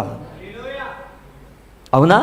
ఈ రోమన్ క్యాథలిక్ ఏం చేసిందంటే మనుషులు బానిసలుగా చేసేసి మనుషుల దగ్గర నుంచి డబ్బులు లాక్కోవడము, వారి పాపాలు ఆ పోపు దగ్గర ఒప్పుకోవడము, ఈ ఆగడాలన్నీ భరించలేక రష్యాలో కమ్యూనిజం లేవనెత్తింది. అవునా? చూడండి, రష్యాలో ఉన్న డబ్బునంతటి వారిని తీసుకొని మరి అక్కడ ఉన్న జనులను ఆకలితో చంపిలి, మరి వారికి ఏమీ ఇవ్వలేదు. మరి ఆ విధంగా చేసిన పిదప వారు తక్కిన ప్రపంచం వారి వల్ల జీవించరు. అది రష్యా చేసిన, రష్యాలో కమ్యూనిజం రావడానికి కారణము. అలాగే 1954 మృగం యొక్క ముద్ర, 1954 May 13th మృగం యొక్క ముద్ర 134 పారాగ్రాఫ్ చూడండి, చాలా జాగ్రత్తగా ఉందండి. ఆ ఎర్రని ఘట సర్పం దయ్యం అక్కడ ఉన్నది, దాని సింహాసనం ఎక్కడున్నది? రష్యాలో కాదు సుమా, రోమ్లో. సాతాను అతడికి తన సింహాసనం అధికారం ఇచ్చాడు అని చెప్పబడి ఉన్నది. ఎర్రని ఘట సర్పం రష్యా కాదు. రష్యా ఎన్నడూ అంత్యక్రీస్తు కాదు. రష్యా కేవలం దేవుని చేతిలో ఆయుధం, దేవుని చేతిలో ఆయుధం అది. ఎందుకు? అక్కడ వాటికన్ సిటీ పైన, అమెరికా పైన బాంబులు వేసి నాశనం చేయడానికి దేవుడు తన చేతిలో వాడుకోబోతున్నాడు. అందుకే రష్యాని లేపుతా ఉన్నాడు ఇప్పుడు, అందుకే ఉత్తర దేశాన్ని లేపుతా ఉన్నాడు ఆయన. ఒక గొప్ప దైవసేవకుడు రష్యా అంత్యక్రీస్తు అని చెప్పడం నేను విన్నాను. కాదు దేవుడు నామమున మహిమ కలుగును గాక. అలా కాదు, రష్యా అక్కడ అంత్యక్రీస్తు కాదు. దేవుడు నామమున మహిమ కలుగును గాక. 1955 జనవరి ఈ మెల్కిసెదెకు గొప్ప యువరాజు అనే వర్తమానంలో 100 పారాగ్రాఫ్.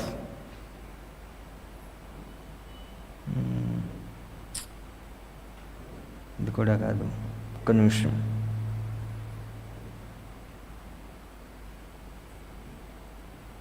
Paragraph number 100. ఇది కాదు, ఒక్క నిమిషం. 1958 గోడ మీద చేరాత, జనవరి 8, పారాగ్రాఫ్ నెంబర్ 44. గోడ మీద చేరాత 72 పారాగ్రాఫ్ 72. చూడండి, ఇక్కడ ఈనాడు మనం ఎంతో భద్రంగా ఉన్నామని అనుకొనిచున్నాము. అయితే అకస్మాత్తుగా ఏదో జరగవచ్చునని ఆశ్చర్యపడుచున్నాను.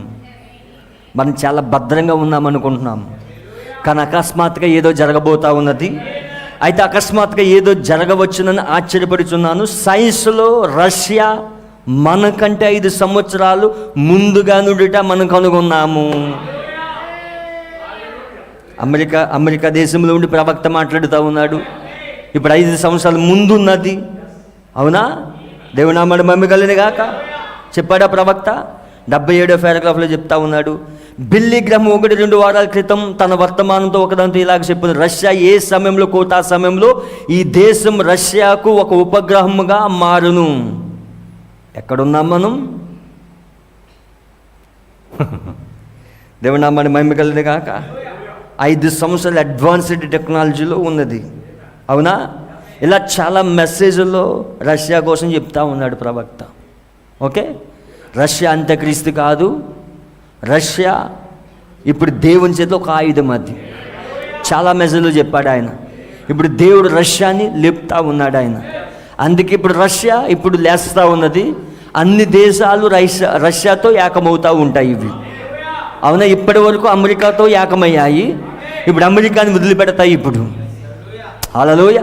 అమెరికా కూడా ఫండ్లు ఇచ్చే పరిస్థితిలో లేదు. ఆల్రెడీ ట్రంప్ ఉన్నప్పుడే చెప్పాడు, మేము ఇంకా ఫండ్స్ ఇమ్మని చెప్పాడా లేదా? ప్రపంచ న్యూస్ గమనించినట్లయితే ఇప్పుడు వాళ్ళ ఫండ్స్ ఇవ్వట్లేదు ఈ ముస్లిం దేశాలకి. అవునా? చాలా జాగ్రత్తగా లేఖనంలోకి వద్దాం. ఇప్పుడు అందరు ఇక్కడే ఉన్నారా? చాలా జాగ్రత్తగా వినండి. 38వ అధ్యాయం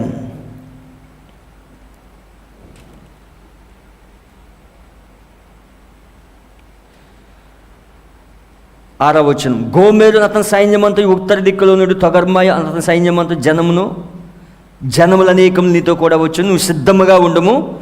నీవు సిద్ధపడి నీతో కూడా కలిసిన సమూహం అంతటి సిద్ధపరచుము. వారికి నువ్వు కావలి ఉండవలెను. ఈ దేశాలన్నిటికీ రష్యా అధ్యక్షత వహిస్తుంది. అవునా? ఇది కూడా ప్రవచనం. ఇది దేవునామని మమ్మిగలని గాక. ఇది కూడా ప్రవచనమై ఉన్నది. 8వ వచనం, చాలా దినములైన తర్వాత నువ్వు శిక్ష నొందుదు, సంవత్సరముల అంతములో నువ్వు ఖడ్గం నుండి తప్పించుకొని ఆయా జనములో చెదిరిపోయి ఎడతెగక పాడుగా ఉన్న ఇజ్రాయేల్ పర్వతం మీద నివసించుడికై మరలా సమకూర్చబడిన జనుల యొద్దకును. మరలా సమకూర్చబడ్డారు ఇజ్రాయేల్. ఇప్పుడు అందరు ఇక్కడే ఉన్నారా? ఇజ్రాయేల్ ఆల్రెడీ చెదరగొట్టబడింది. ఇప్పుడు మరలా సమకూర్చబడిన జనుల యొద్దకును, ఆయా జనములోని రప్పింపబడి నిర్భయముగా నివసించి జనుల యొద్దకు నువ్వు వచ్చేదవు. ప్రవచనం. ఆల్రెడీ దేవుడు రష్యాతో మాట్లాడుతూ ఉన్నాడు. ఇక్కడ రష్యాను లేపుతా ఉన్నాడు. నువ్వు సిద్ధంగా ఉండమని చెప్తున్నాడు. ఇదిగో ఆయా దేశాలు చెదిరిపోయిన జనులందరినీ మరలా తీసుకొస్తాను, నేను మరలా సమకూరుస్తాను చెప్పాడా? 37వ అధ్యాయంలో సమకూర్చాడా లేదా? ఆ వెళ్ళిపోయిన ఇజ్రాయెల్ సమకూర్చాడా లేదా? దేశాన్ని సమకూర్చాడు, ఆ భూమిని సమకూర్చాడు, రిస్టోరేషన్ చేశాడు ఆయన. ఇప్పుడు రష్యాని పంపిస్తా ఉన్నాడు. ఇది జరగబోయేది. ఇది చాలా జాగ్రత్తగా వినండి. ప్రవక్త ఎంత స్పష్టంగా రాశాడు యెహెజ్కేలు. అందరు ఇక్కడే ఉన్నారా? హల్లెలూయా.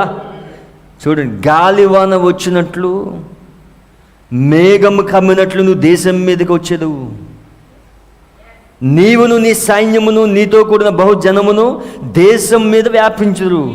ప్రభువైన యెహోవా సెలవిచ్చినదేమనగా, ఆ కాలమందు నీ మనసులో అభిప్రాయములు పుట్టును, నువ్వు దురాలోచన చేసి ఇట్లు అనుకొందువు.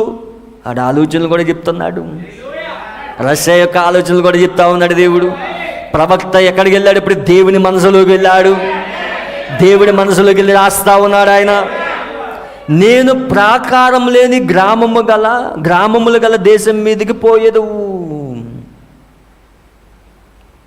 ఇజ్రాయేల్కి ప్రాకారాలు లేవు. మిగతా దేశాలే ప్రాకారాలు ఉన్నాయి. ఇజ్రాయేల్ మ్యాప్ చూస్తున్నట్లయితే ప్రాకారాలు లేవు వాటికి. అవునా? ఇప్పుడు ప్రాకారం లేని దేశం మీదకి నేను పంపిస్తున్నాను. చాలా జాగ్రత్తగా వినండి. ప్రాకారం లేని గ్రామం గల దేశం మీదకి పోయేదువు, ప్రాకారంలో అడ్డు గడియలను గవులు లేని దేశం మీదకి పోయేదువు, నిమ్మలంగా నిర్భయంగా నివసించే వారి మీదకి పోయేదువు, వారిని దోచుకొని కొల్లసొమ్ముగా పట్టుకునేటకై పూర్వం పాడై మరలా నివసింపబడిన స్థలం మీదకి. పూర్వం పాడై, పూర్వం చెదరగొట్టబడి ప్రపంచ పటంలో పోయిన దేశం, మరలా సమకూర్చబడిన దేశం పైకి నువ్వు వెళ్తావని చెప్తా ఉన్నాడు. పట్టుకున్నారా? హల్లెలూయా. ఆయా జనములోని సమకూర్చబడి పశువులను సరుకులను కలిగి భూమి నట్ట నడుము నివసించు. భూమి యొక్క సెంటర్ పాయింట్లు ఏమున్నది?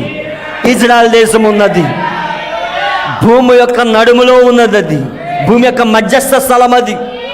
నట్ట నడుమ మధ్యస్థ స్థలంలో ఉన్నది. అక్కడే ఏదో తోట ఉన్నది.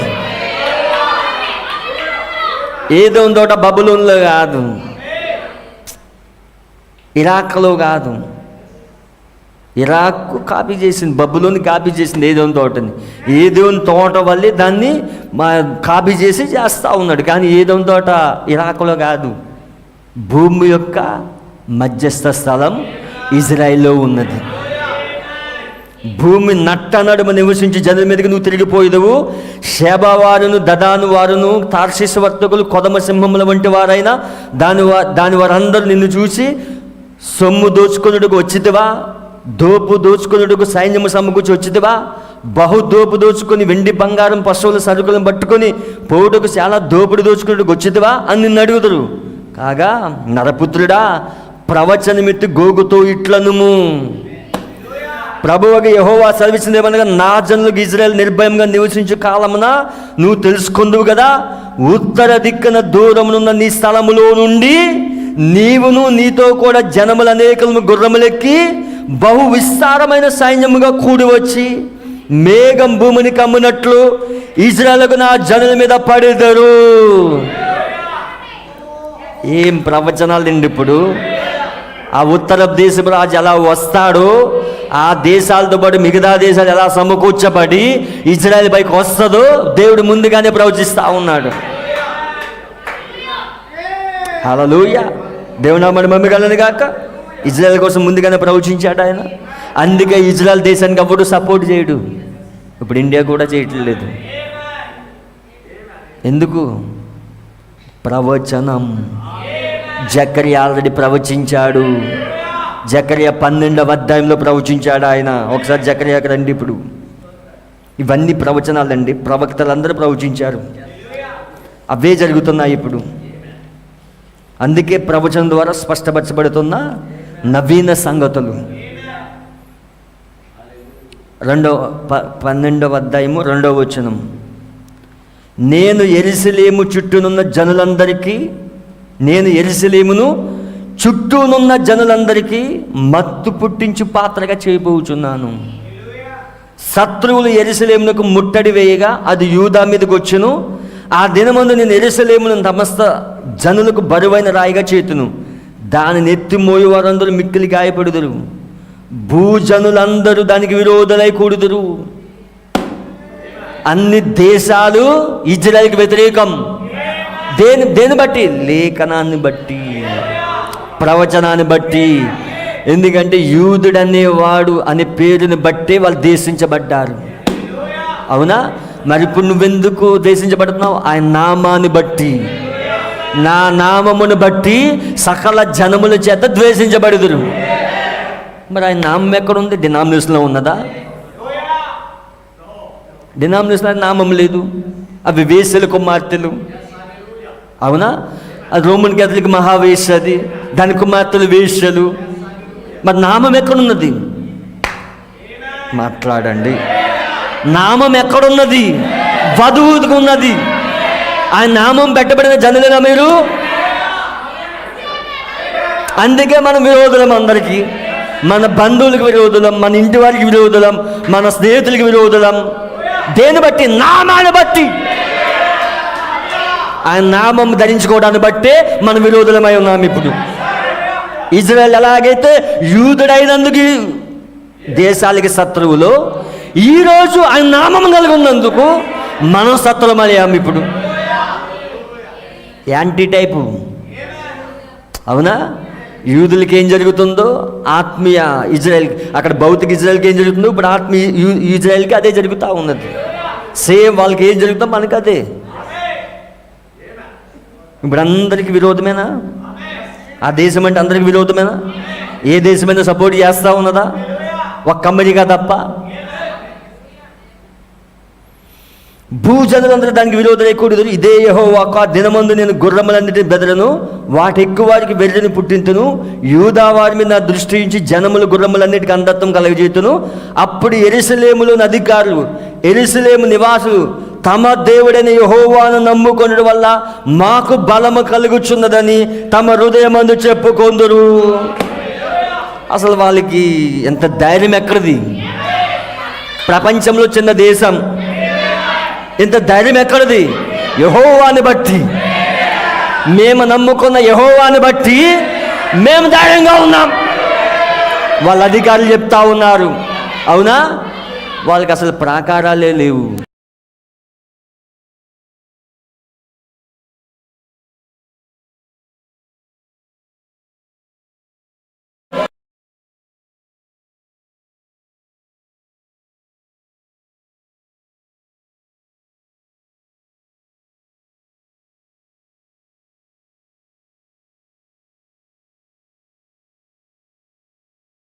రాత్రి పగలు ఆయన కన్నులు మన పైనే ఉంటాయి. మనకి ఎంతమంది శత్రువులు ఉన్న భయం లేదు. యెహోవాని బట్టి మనం ఆనందిస్తాం. సియోను జనులారా ఉత్సాహించుడి, ఆనందించుడి. ఎవరా సియోను జనులు? వధువై ఉన్నది.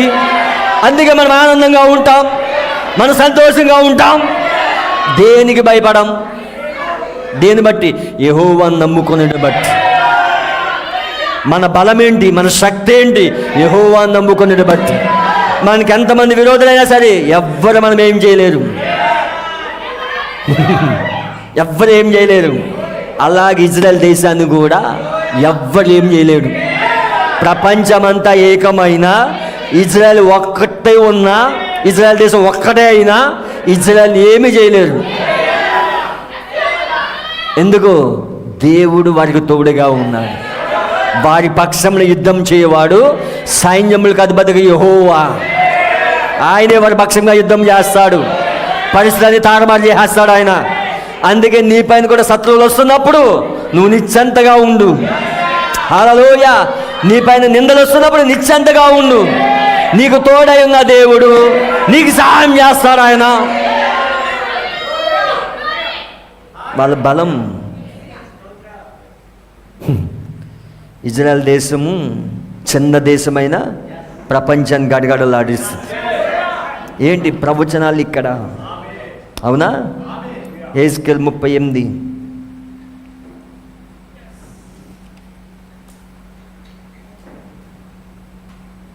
17వ వచనం. ప్రభువు యెహోవా సెలవిచ్చిందేమనగా, నిన్ను వారి మీదకి రప్పించదని పూర్వమంది ఏటేటా ప్రవచించి వచ్చిన ఇజ్రాయేల్ ప్రవక్తలైన నా సేవకుల ద్వారా ప్రవచిస్తున్నారు. వాళ్ళు నా సేవకుల ద్వారా నేను సెలవిచ్చిన మాట నిన్ను కూర్చున్నది కదా. ఆ దినమున గోగు ఇజ్రాయేల్ దేశము మీదకి రాబోవు.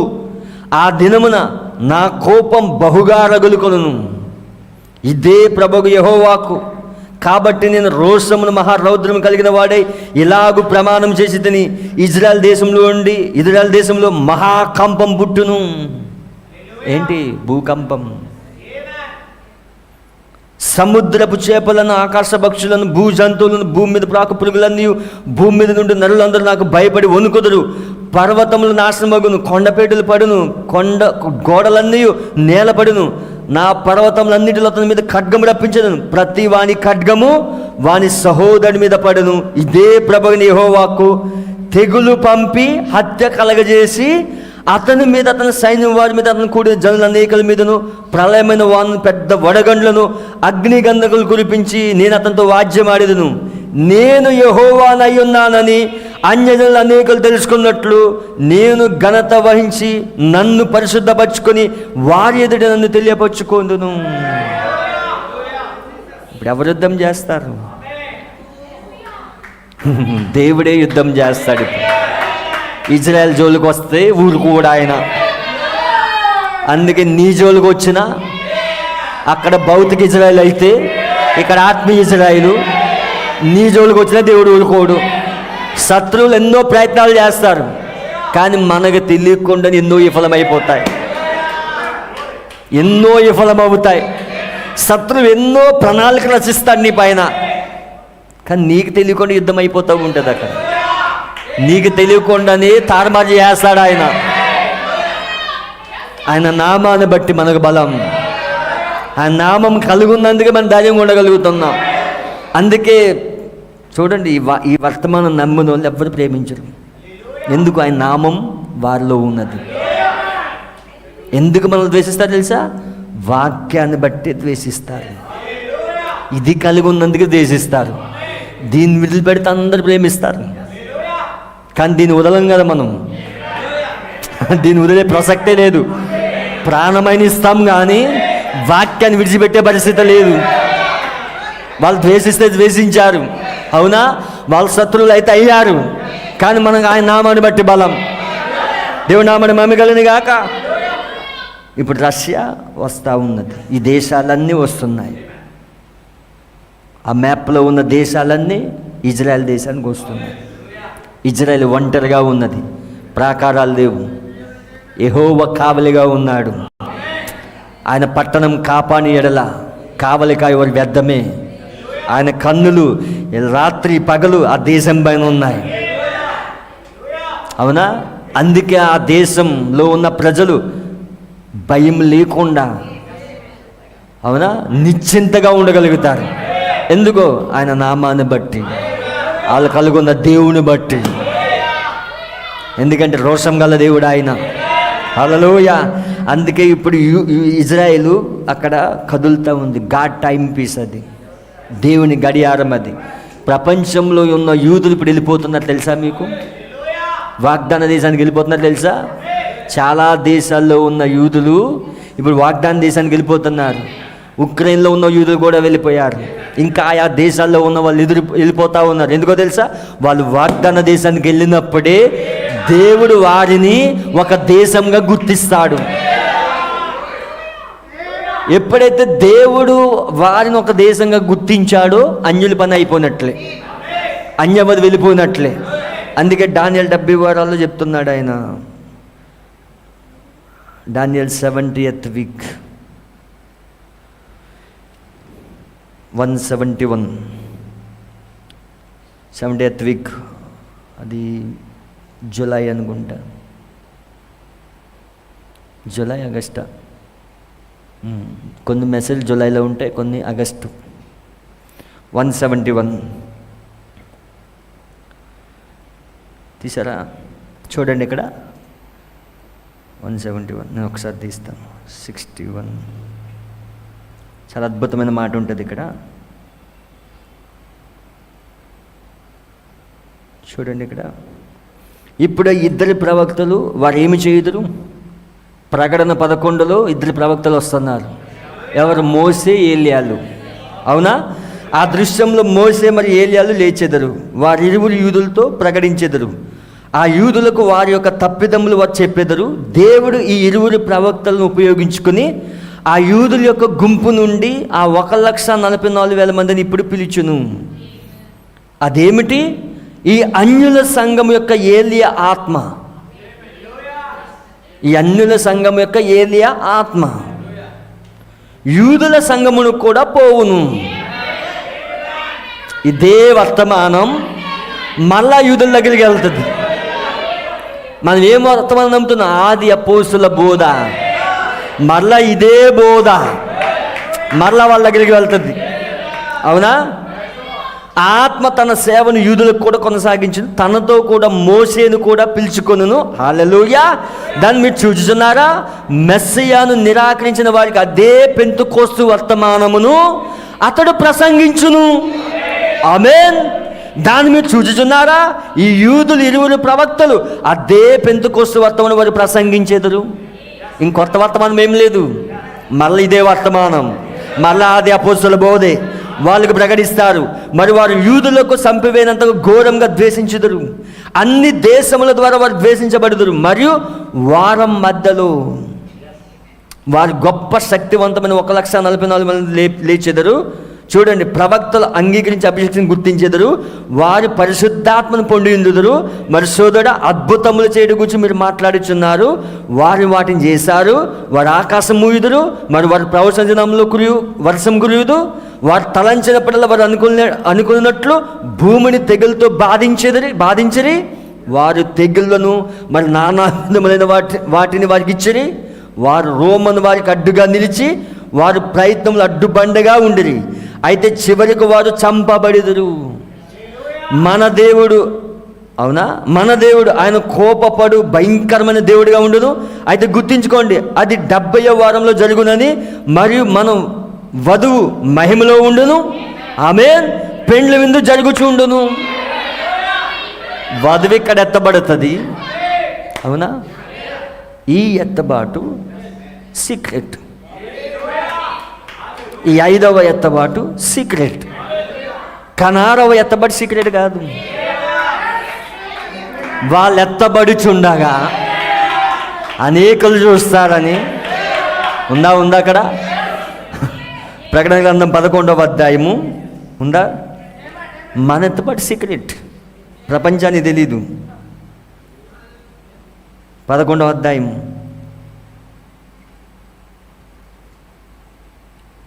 పదవచనం. ఆ ఇద్దరు ప్రవక్తలు భూనివాసులు బాధించినందున భూనివాసులు వారి గతిని చూసి సంతోషించుచు ఉత్సాహించుచు ఒకరికొకడు కట్నములు పంపుకొందురు. అయితే 3.5 దినములైన పిమ్మట దేవుని యొద్ద నుండి జీవాత్మ వచ్చి వారిలో ప్రవేశించెను. గనుక వారు పాదములు ఊని నిలిచిరి. వారిని చూచిన వారికి మిగులు భయం కలిగను. అప్పుడు ఇక్కడికి ఎక్కిరండని ప్రకటన గ్రంథం 4వ అధ్యాయంలో యోహాన్ని ఇక్కడికి ఎక్కురమ్మనే స్వరం యోహాను విన్నాడు అక్కడ. ఇప్పుడు ప్రకటన 11లో ఇద్దరు ప్రవక్తలను ఇక్కడికి ఎక్కిరండి. గొప్ప స్వరంతో తమతో చెప్పిన వారు విని మేఘారూఢులై పరలోకన ఆరోహణమయ్యరి. వారు పోవుచుండారా, వారి శత్రువు వారు చూచలి. వారు వెళ్తున్నప్పుడు చూసారా? కానీ మనం వెళ్తున్నప్పుడు సీక్రెట్, అది రహస్య కొనుకోబడుట. ప్రపంచానికి తెలియదు. అసలు ఎత్తబాటు అయిందన్న సంగతి ప్రపంచానికి తెలియదు. సీక్రెట్ ర్యాప్చర్ ఇది. మన మధ్యాకాశంలో కలుసుకుంటాం. దేవుని నామమున మహిమ కలుగును గాక. హల్లెలూయా. సంతోషంగా లేదా? మనం ప్రవచనాలు మాట్లాడుకుంటున్నాం ఇప్పుడు, అవునా?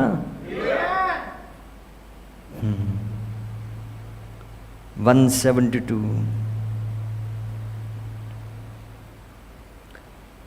ఇప్పుడు గమనించండి, యూదుల కాలం యొక్క చివర అభిషేకించబడిన వారు తిరిగి 1000 ఏండ్ల పరిపాలనలో ఆలయంలోకి వచ్చుట అక్కడ మనం చూస్తున్నాము. ఇక్కడ ఆయన తెల్లని గుర్రంపై సవారి చేసి వచ్చుచున్నాడు. ఆ తెల్లని గుర్రంపై వారు ఆయన వెంబడించుచున్నారు. వారి రక్తంలో ముంచబడిన తెల్లని వస్త్రం ధరించుకొని ఉన్నారు.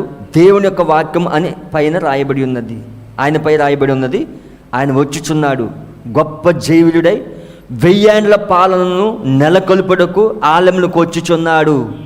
మహిమ అక్కడే ఆయన 1,44,000 మంది సంధించును. ఇప్పుడు 1000 ఏండ్ల పరిపాలనలో దావీదు కుమారుడిగా ఉండి ప్రపంచాన్ని పాలించబోతున్నాడు, అవునా? దేవుని నామమున మహిమ కలుగాక. అయితే ఇక్కడ మనకేం జరుగుతుంది? ఇజ్రాయెల్కి ఏం జరుగుతుంది? ఇప్పుడు రష్యా భవిష్యత్తులో అన్ని దేశాలతో ఏకమై యూదుల పైకి వెళ్తుంది, ఇజ్రాయెల్ దేశం పైకి వెళ్తుంది, అవునా? ప్రవక్త ఒక ప్రవచనం చెప్పాడు, ఏంజిల్ ఆఫ్ ది లార్డ్. అది ఏంజిల్ ఆఫ్ ది లార్డ్. ఆ ప్రవచనం రాశాను.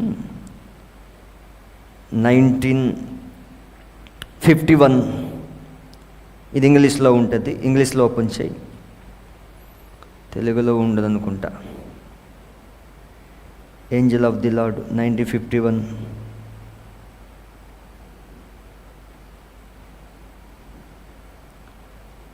May 2nd.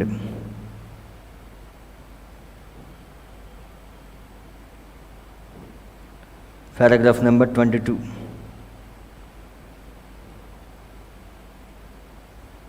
సో ప్రవక్త అంటా ఉన్నాడు, దాని కింద చూడండి, యూ రిమెంబర్ చర్చ్ అని ఉంటుంది చూడు. 22 paragraph number, angel of the lord.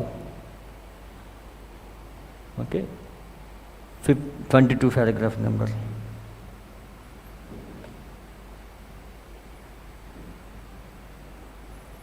తీసావా? 22. ఓకే, దాని కింద ఒకసారి డౌన్ చేయి. యూ రిమెంబర్ చర్చ్ అని ఉండొచ్చు. ఓకే, ప్రవక్త అంటున్నాడు, you remember church that you are living in the best day that you have ever will live in. Okay, మీరు గుర్తించుకోండి, సంఘం మీరు జీవించున్న ఈ కాలం ఎన్నడైనను చాలా ఉత్తమమైన దినమై ఉన్నది. ఉత్తమమైన దినాల్లో మనం ఉన్నాం, అవునా? బెస్ట్ డేస్లో ఉన్నాం మనం. ప్రపంచానికి ఇది భయంకరమైన దినాలు, మనకి గోల్డెన్ డేస్, ఉత్తమమైన దినాలు. ఎందుకో తెలుసా? మనం వెళ్ళిపోబోతున్నాం. అందుకే ఎత్తబడే విశ్వాసంతో నింపబడతా ఉన్నాం. అందుకే మనం దేవుని సన్నిధికి ఎందుకు వస్తున్నాం? ఎత్తబడే విశ్వాసం పొందుకోవడానికి. గుర్తుపెట్టుకో, పాస్టర్ గారి కోసం రావట్లేదు నువ్వు. ఎత్తబడే విశ్వాసం పొందుకోవడానికి దేవుని సన్నిధికి వస్తూ ఉన్నావు. ఈ ప్రసంగాలు ఏం చేస్తా? నేను ఎత్తబడే విశ్వాసం ఇస్తాయి. వధువు ఎత్తబడడానికి ఎంత సమీపంలో ఉన్నదో దేవుడు తన మనసుని తెరుచుకుని లేఖనాలు తెరిచి నీతో మాట్లాడుతుంది. ఎందుకో తెలుసా? ఏదో కాలక్షేపానికి వచ్చే కోటాలు కావు. నీలో నరనరాలలో నీ తలంపులు మార్చే వర్తమానం, నీ ఆలోచనలు మార్చే వర్తమానం ఇది. నిజంగా తిరిగి జన్మించిన విశ్వాసి ఎన్నడూ చచ్చిమాండు. నిజంగా తిరిగి జన్మిస్తే గనక నువ్వెన్నడూ దేవుని మాను. ఎందుకో తెలుసా? ఇక్కడ ఏం చెప్పబడతా ఉంది? లేఖనాలు తెరవబడతా ఉన్నాయి, వాక్యం తెరవబడతా ఉన్నది. ఆ వాక్యం ఏంటో వాళ్ళు ఏమొస్తా ఉన్నది? ఎత్తబడే విశ్వాసం వస్తూ ఉన్నది. నువ్వు రీఫిల్ అవుతా ఉన్నావు, నువ్వు నింపబడుతూ ఉన్నావు. తెలుసా మీకు, ఒకరోజు అసలైంది రాబోతున్నది, ఫైనల్ అనాయింటింగ్. అది నీలో ఉన్న ప్రతి పైబడిని కూడా పరిశుద్ధాత్మతో నింపేస్తుంది. అది మొత్తం షేక్ చేస్తుంది. అది అప్పుడే తాడుపుల మినిస్ట్రీ స్టార్ట్ అవుతుంది. అదే 3వ ఈడుపు పరిచయం ప్రారంభమవుతుంది. 3వ ఈడుపు ఏంటి? వాక్యం తెరవబడుట. ఇప్పుడు ఏం జరుగుతూ ఉన్నది? వాక్యం తెరవబడుతూ ఉన్నది. ఆది కాండం నుండి ప్రకటన గ్రంథం వరకు వాక్యం తెరవబడుతూ ఉన్నది. అది 3వ ఈడుపులో ఒక భాగం. అది మరి 2వది ఏంటి? స్పోకన్ వర్డ్ మినిస్ట్రీ, పలకబడిన మాట పరిచర్య. ప్రవక్త విలియం బ్రన్హం పలకగా చచ్చిన చేప పునరుద్ధానం పొందుకున్నది. మెడ కణితి అదృశ్యమైపోయింది. హట్టి రైట్ కుమారులు జీవమరిదారు, వాళ్ళు రక్షణ పొందారు. అవునా? కలగడలో తుఫాన్ ఆగిపోయింది. ఏంటి? ప్రవక్త పలకగా ఉడతలు సృజించబడ్డాయి. సేమ్ అదే ప్రవక్తకి ఏదైతే జరిగిందో మళ్ళా వధువు జరుగుతూ ఉన్నది. వధువుకి ఇప్పుడు వాక్యం తెరవబడుతూ ఉన్నది, ముద్రలు తెరవబడుతూ ఉన్నాయి. ఈ ముద్రలు తెరవబడడం వల్ల ఏం పొందుకుంటా ఉన్నది? ఎత్తబడే విశ్వాసం. నువ్వు దేవుని సన్నిధికి వస్తున్నప్పుడు ఏం పొందుకుంటున్నావు? ఎత్తబడే విశ్వాసమును. హానోకు ఎత్తబడే విశ్వాసముతో 500 ఏళ్ళు నడిచాడు, ప్రతిరోజు నడిచాడు. మరి నువ్వేం చేస్తున్నావు ఇప్పుడు? వాక్యం వింటున్నప్పుడు ఆ కాలపు వాక్య ప్రత్యక్షతో ఈరోజు దేవుడు ఒక ప్రత్యక్షత ఇచ్చాడు, ఆ ప్రత్యక్షతో నడుస్తూ ఉన్నాం. మళ్ళా రేపు దేవుని సన్నిధికి వచ్చాం, మళ్ళా దేవుడు వాక్యం బయలుపరిచాడు, మళ్ళా ప్రత్యక్షతో నడుస్తూ ఉన్నాం. ఏంటిది? ఎత్తబడే విశ్వాసంతో. ఏమన్నాడు ప్రవక్త అక్కడ? హానోకు ఎత్తబడే విశ్వాసంతో, ర్యాప్చరింగ్ ఫెయిత్ అన్నాడు ఆయన. ప్రతి దినము నడుస్తూ ఉన్నాడు. సేమ్ అదే కండిషన్లు ఇప్పుడు వధువు ఉన్నది. 7వ వాడైన హానోకు ఇప్పుడు భూమి పైన, అక్కడ ఛాయా నీడైతే ఇప్పుడు నిజ రూపం ఇది. ఇప్పుడు నిజ రూపంలో ఉన్న హానోకు ఇప్పుడు ఎత్తబడే విశ్వాసంతో నడుస్తూ ఉన్నాడు. మరి ప్రవక్తకి ఏదైతే జరిగిందో అదే వధువుకి జరుగుతుంది అన్నాడు. ఇప్పుడు వధువు కూడా స్పోకన్ వర్డ్ మినిస్ట్రీ, ఆ పలకబడిన మాట పరిచర్య వెళ్ళిపోయే ముందు జరగబోతున్న కార్యం అది ప్రపంచాన్ని షేక్ చేస్తుంది. ప్రవక్త అన్నాడు, అది ప్రపంచాన్ని షేక్ చేస్తుంది. ఈ వధువు ప్రపంచాన్ని షేక్ చేసి వెళ్ళిపోతుంది. ఎందుకో తెలుసా? ఎందుకు వెళ్తుంది తెలుసా? ఈ ఎహెజ్కేలు 38, 38 ఈ దేశాలన్నీ ఏకమైపోయినప్పుడు మరలా మేము మీ పైకి యుద్ధం చేయడానికి వస్తామని చెప్పి, యుద్ధం చేసేది మనమే కదా. అందుకే వెళ్ళిపోయే ముందు పలకబడిన మాట పరిచర్య చేసేసి కొద్ది దినాలు చేసేసి ఈమె వెళ్ళిపోతుంది. ఆ పలకబడిన మాట పరిచర్యలోకి వెళ్ళాలంటే ఈమె పైకి ఒత్తిడి రావాలి, ఒత్తిడి రావాలి. ఇప్పుడు ఆ క్విజ్ రావాలి. ఇప్పుడు దానికోసం ఇవన్నీ జరుగుతూ ఉన్నాయి. అక్కడ ఎలాగైతే భౌతికమైన ఇజ్రాయెల్కి జరుగుతూ ఉన్నదో, ఇక్కడ ఆత్మీయ ఇజ్రాయెల్ కూడా 7వ బోర కింద ఏదైతే జరుగుతూ ఉన్నదో 7వ ముద్ర కింద వధువుకి అదే జరుగుతూ ఉన్నది. అవునా? మరి ఎహెజ్కేలు 38వ అధ్యాయం ఎప్పుడు? 7వ బోర కింద. 7వ బోర ఏంటి? 3వ ప్రపంచ యుద్ధం. అవునా? ఈ దేశాలన్నీ ఐక్యం అవుతూ ఉంటాయి, ఇజ్రాయెల్ పైకి వస్తాయి. ఇప్పుడు మరి 7వ బోర కింద అవతల ఇజ్రాయెల్కి అది జరిగితే, ఎత్తబాటుకు ముందు 7వ ముద్ర కింద యువతల వధువుకి ఏం జరగాలి? ఇప్పుడు సంఘ శాఖలన్నీ ఐక్యమయ్యి, అవునా, రోమన్ క్యాథలిక్ సంఘ శాఖలన్నీ ఐక్యమయ్యి వధువు పైకి ఒత్తిడి తీసుకురావాలి. జరుగుతుందా లేదా? వధువు పైకి ఒత్తిడి తీసుకురావాలి. అప్పుడు ఆమె పలకబడిన మాట పరిచర్యలోకి వెళ్తుంది. ప్రపంచాన్ని షేక్ చేసి వెళ్ళిపోతున్నది. ఏళ్ళ పైన లెక్క పెట్టవచ్చు. దానికోసమే దేవుడి వాక్యం ధరిస్తూ ఉన్నాడు. హల్లెలూయా. దేవుని నామమున మహిమ కలుగుగాక. నిజంగా ఈ ప్రత్యక్షత పొందుకున్న వ్యక్తి దేన్ని లక్ష్యపెట్టడు, దేన్ని లక్ష్యపెట్టడు. అందుకే ఆరాధన మానడు, అసలు మానే పరిస్థితి పెట్టుకోడు. నీకు ₹1,00,000 ఇస్తానన్న మాను. ఎందుకో తెలుసా? ఇది ఎత్తబడే విశ్వాసం, ఇది ఎత్తబడే విశ్వాసం. ఇది దేవుని నామమున మహిమ కలుగును గాక. ఈరోజు బుధవారం కదా, ఒక గంట పని చేయి, నీకు కొంత మనీ ఇస్తాను. అక్కర్లేదు, నాకు దేవుని యొక్క వాక్యం కావాలి. నాకు వాక్యమే ప్రాముఖ్యం. దేవుని సన్నిధిలోకి వచ్చి పడతావు. ఎందుకు? ఎత్తబడి విశ్వాసంతో నింపుతా ఉన్నాడు నిన్ను. ఆదివారం డ్యూటీ చేయి, నీకు ఎక్స్ట్రా మనీ ఇస్తాం. అక్కర్లేదు. మనం ధనం కోసం ప్రాకులాడే వాళ్ళం కాదు. వాడు ఎన్ని కోట్లు, ఎత్తబడి విశ్వాసం. అది ఎత్తబడి మిస్ అవుతే ఏం చేస్తావు? ఇక్కడ ఆ కోట్లు నిన్ను రక్షిస్తాయా? డబ్బు నిన్ను రక్షిస్తుందా? ఆస్తులు నిన్ను రక్షిస్తాయా? అవునా?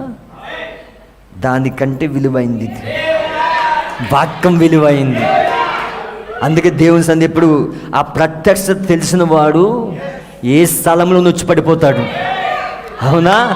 ఏ పనిలో ఉన్న అవసరమైతే ఒకసారి మానేవలసిన పరిస్థితి వచ్చినా, అవసరమైతే ట్రైన్ అయినా ఎక్కువచ్చినా దేవుని సన్నిధిలో పడతాడు. ఎందుకో తెలుసా? ఆ ప్రత్యక్షత, రెవల్యూషన్ నిన్నేం చేస్తుంది?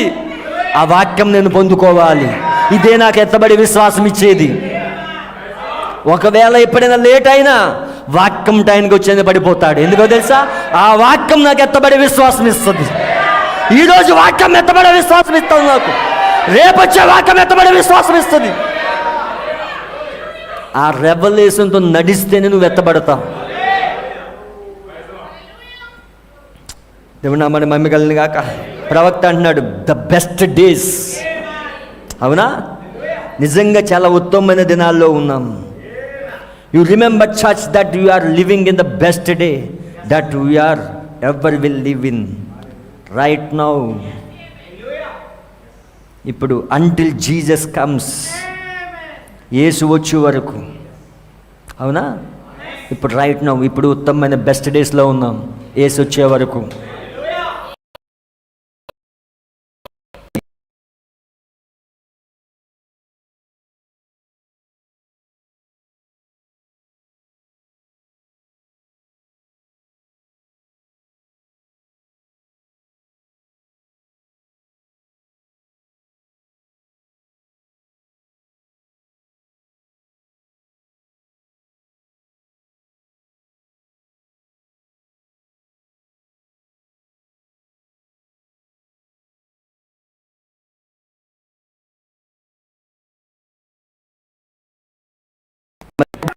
All she needs. ఆమెకు అది కావాలి. చూడండి మీరు, ఆమెకు అది కావాలి. చమురు బావులు కావాలి, ఆయిల్ కావాలి. ఎప్పుడైతే రష్యా ఆయిల్ కోసం వెళ్తూ ఉన్నదో, సంఘం ఇప్పుడు సిద్ధంగా ఉండాలి. ఎత్తబడే సమయం దగ్గర పడుతూ ఉన్నది. ఇప్పుడు అమెరికా ఏం చేస్తుంది, రష్యా ఏం చేస్తుంది? సిరియా అక్కడ చమురు బావుల కోసం వెళ్తున్నాయి. వాళ్ళ మీద ప్రేమతో కాదు, వాళ్ళకి కావాల్సింది ఆయిల్. మొత్తం మార్కెట్ అంతా దానిపైనే. ప్రవక్త ఆల్రెడీ ప్రవచించాడు. అవునా? ప్రవక్త ప్రవచించాడు దాన్ని. రెడీగండి, సిద్ధపడండి. రష్యా లేస్తుందా? అందుకే రష్యా ఇప్పుడు లేస్తూ ఉన్నదా? రష్యా దగ్గర ఉన్న టెక్నాలజీ అమెరికా దగ్గర లేదు ఇప్పుడు. ఎందుకు దేవుడు రష్యా లేపుతా ఉన్నాడు? ప్రవచనం ఇక్కడ 38వ అధ్యాయంలో ప్రవచనం ఇక్కడ. దేవుడు నామమున మహిమ కలుగును గాక. కొంచెం చూద్దాం, నేను ముగిస్తాను ఇంకా 10 నిమిషాల్లో. 39వ అధ్యాయం.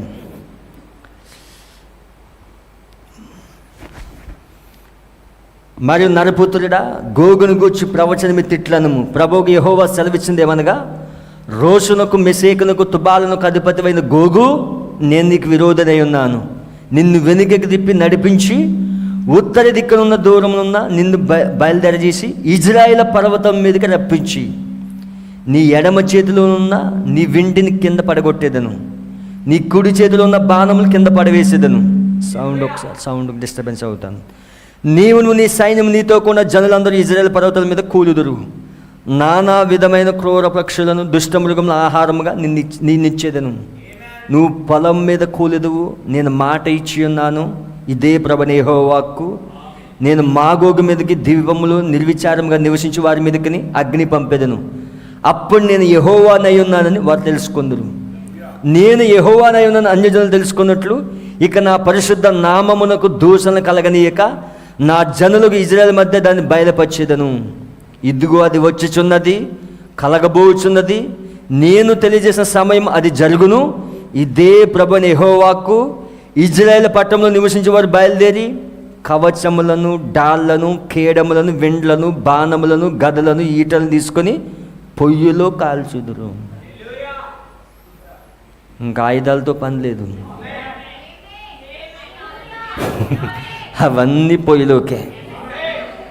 అవునా? వారు పొలములు కట్టెలు ఏరుకొనకు, అడవులు మ్రాలను నరక నుండి ఆయుధములు పొయ్యిలు కాల్చుచుందురు. తమ్ముడు దోచుకుని వారు తామే దోచుకుందరు, తమ కొల్ల సొమ్ము పెట్టిన వారిని సొమ్ము తామే కొల్లగొట్టెదరు. ఇదే ప్రభువైన యెహోవాకు. ఇంకా ఆయుధాలతో పని లేదు. ఎందుకు? మనం వస్తాం కదా. Spoken word ministry. మనం ఎత్తబడే ముందు పలకబడిన మాట పరిచర్య చేసి కొద్ది దినాలు, అది ఎత్తబడే ముందు కొద్ది దినాలు, కానీ మనం తిరిగి వచ్చినప్పుడు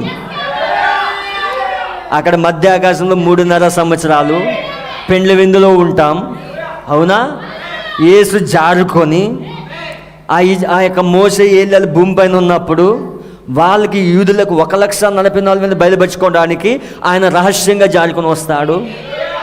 ఆయన బయలుపరుచుకుంటాడు. వాళ్ళు బయలుపరుచుకుంటాడు. అదే ఎప్పుడైతే ఆయన బయలుపరుచుకున్నాడు, ఒకే రోజులో ఒకే దేశముగా 1,44,000 మంది రక్షించబడతారు అన్నాడా? యెషయాలో ఎక్కడ ఉంటుంది వాక్యం? ఒకే రోజున ఒకే దినమున ఒక జనము జన్మించిన ఉన్నదా వాక్యం? 66 అధ్యాయం అండి. ఒకసారి రిఫరెన్స్ చెప్పినట్లయితే 66:8 ఉందా ఇక్కడ? చూడండి. అట్టి వార్త ఎవరు విని ఉండరి, అట్టి సంగతులు ఎవరు చూచిరి? ఒక జనమును కనుడకు ఒక నాటి ప్రసవ వేదన చాలునా? ఒక్క నిమిషంలో ఒక జనము జన్మిస్తుంది. దేశంగా రక్షించబడతారు.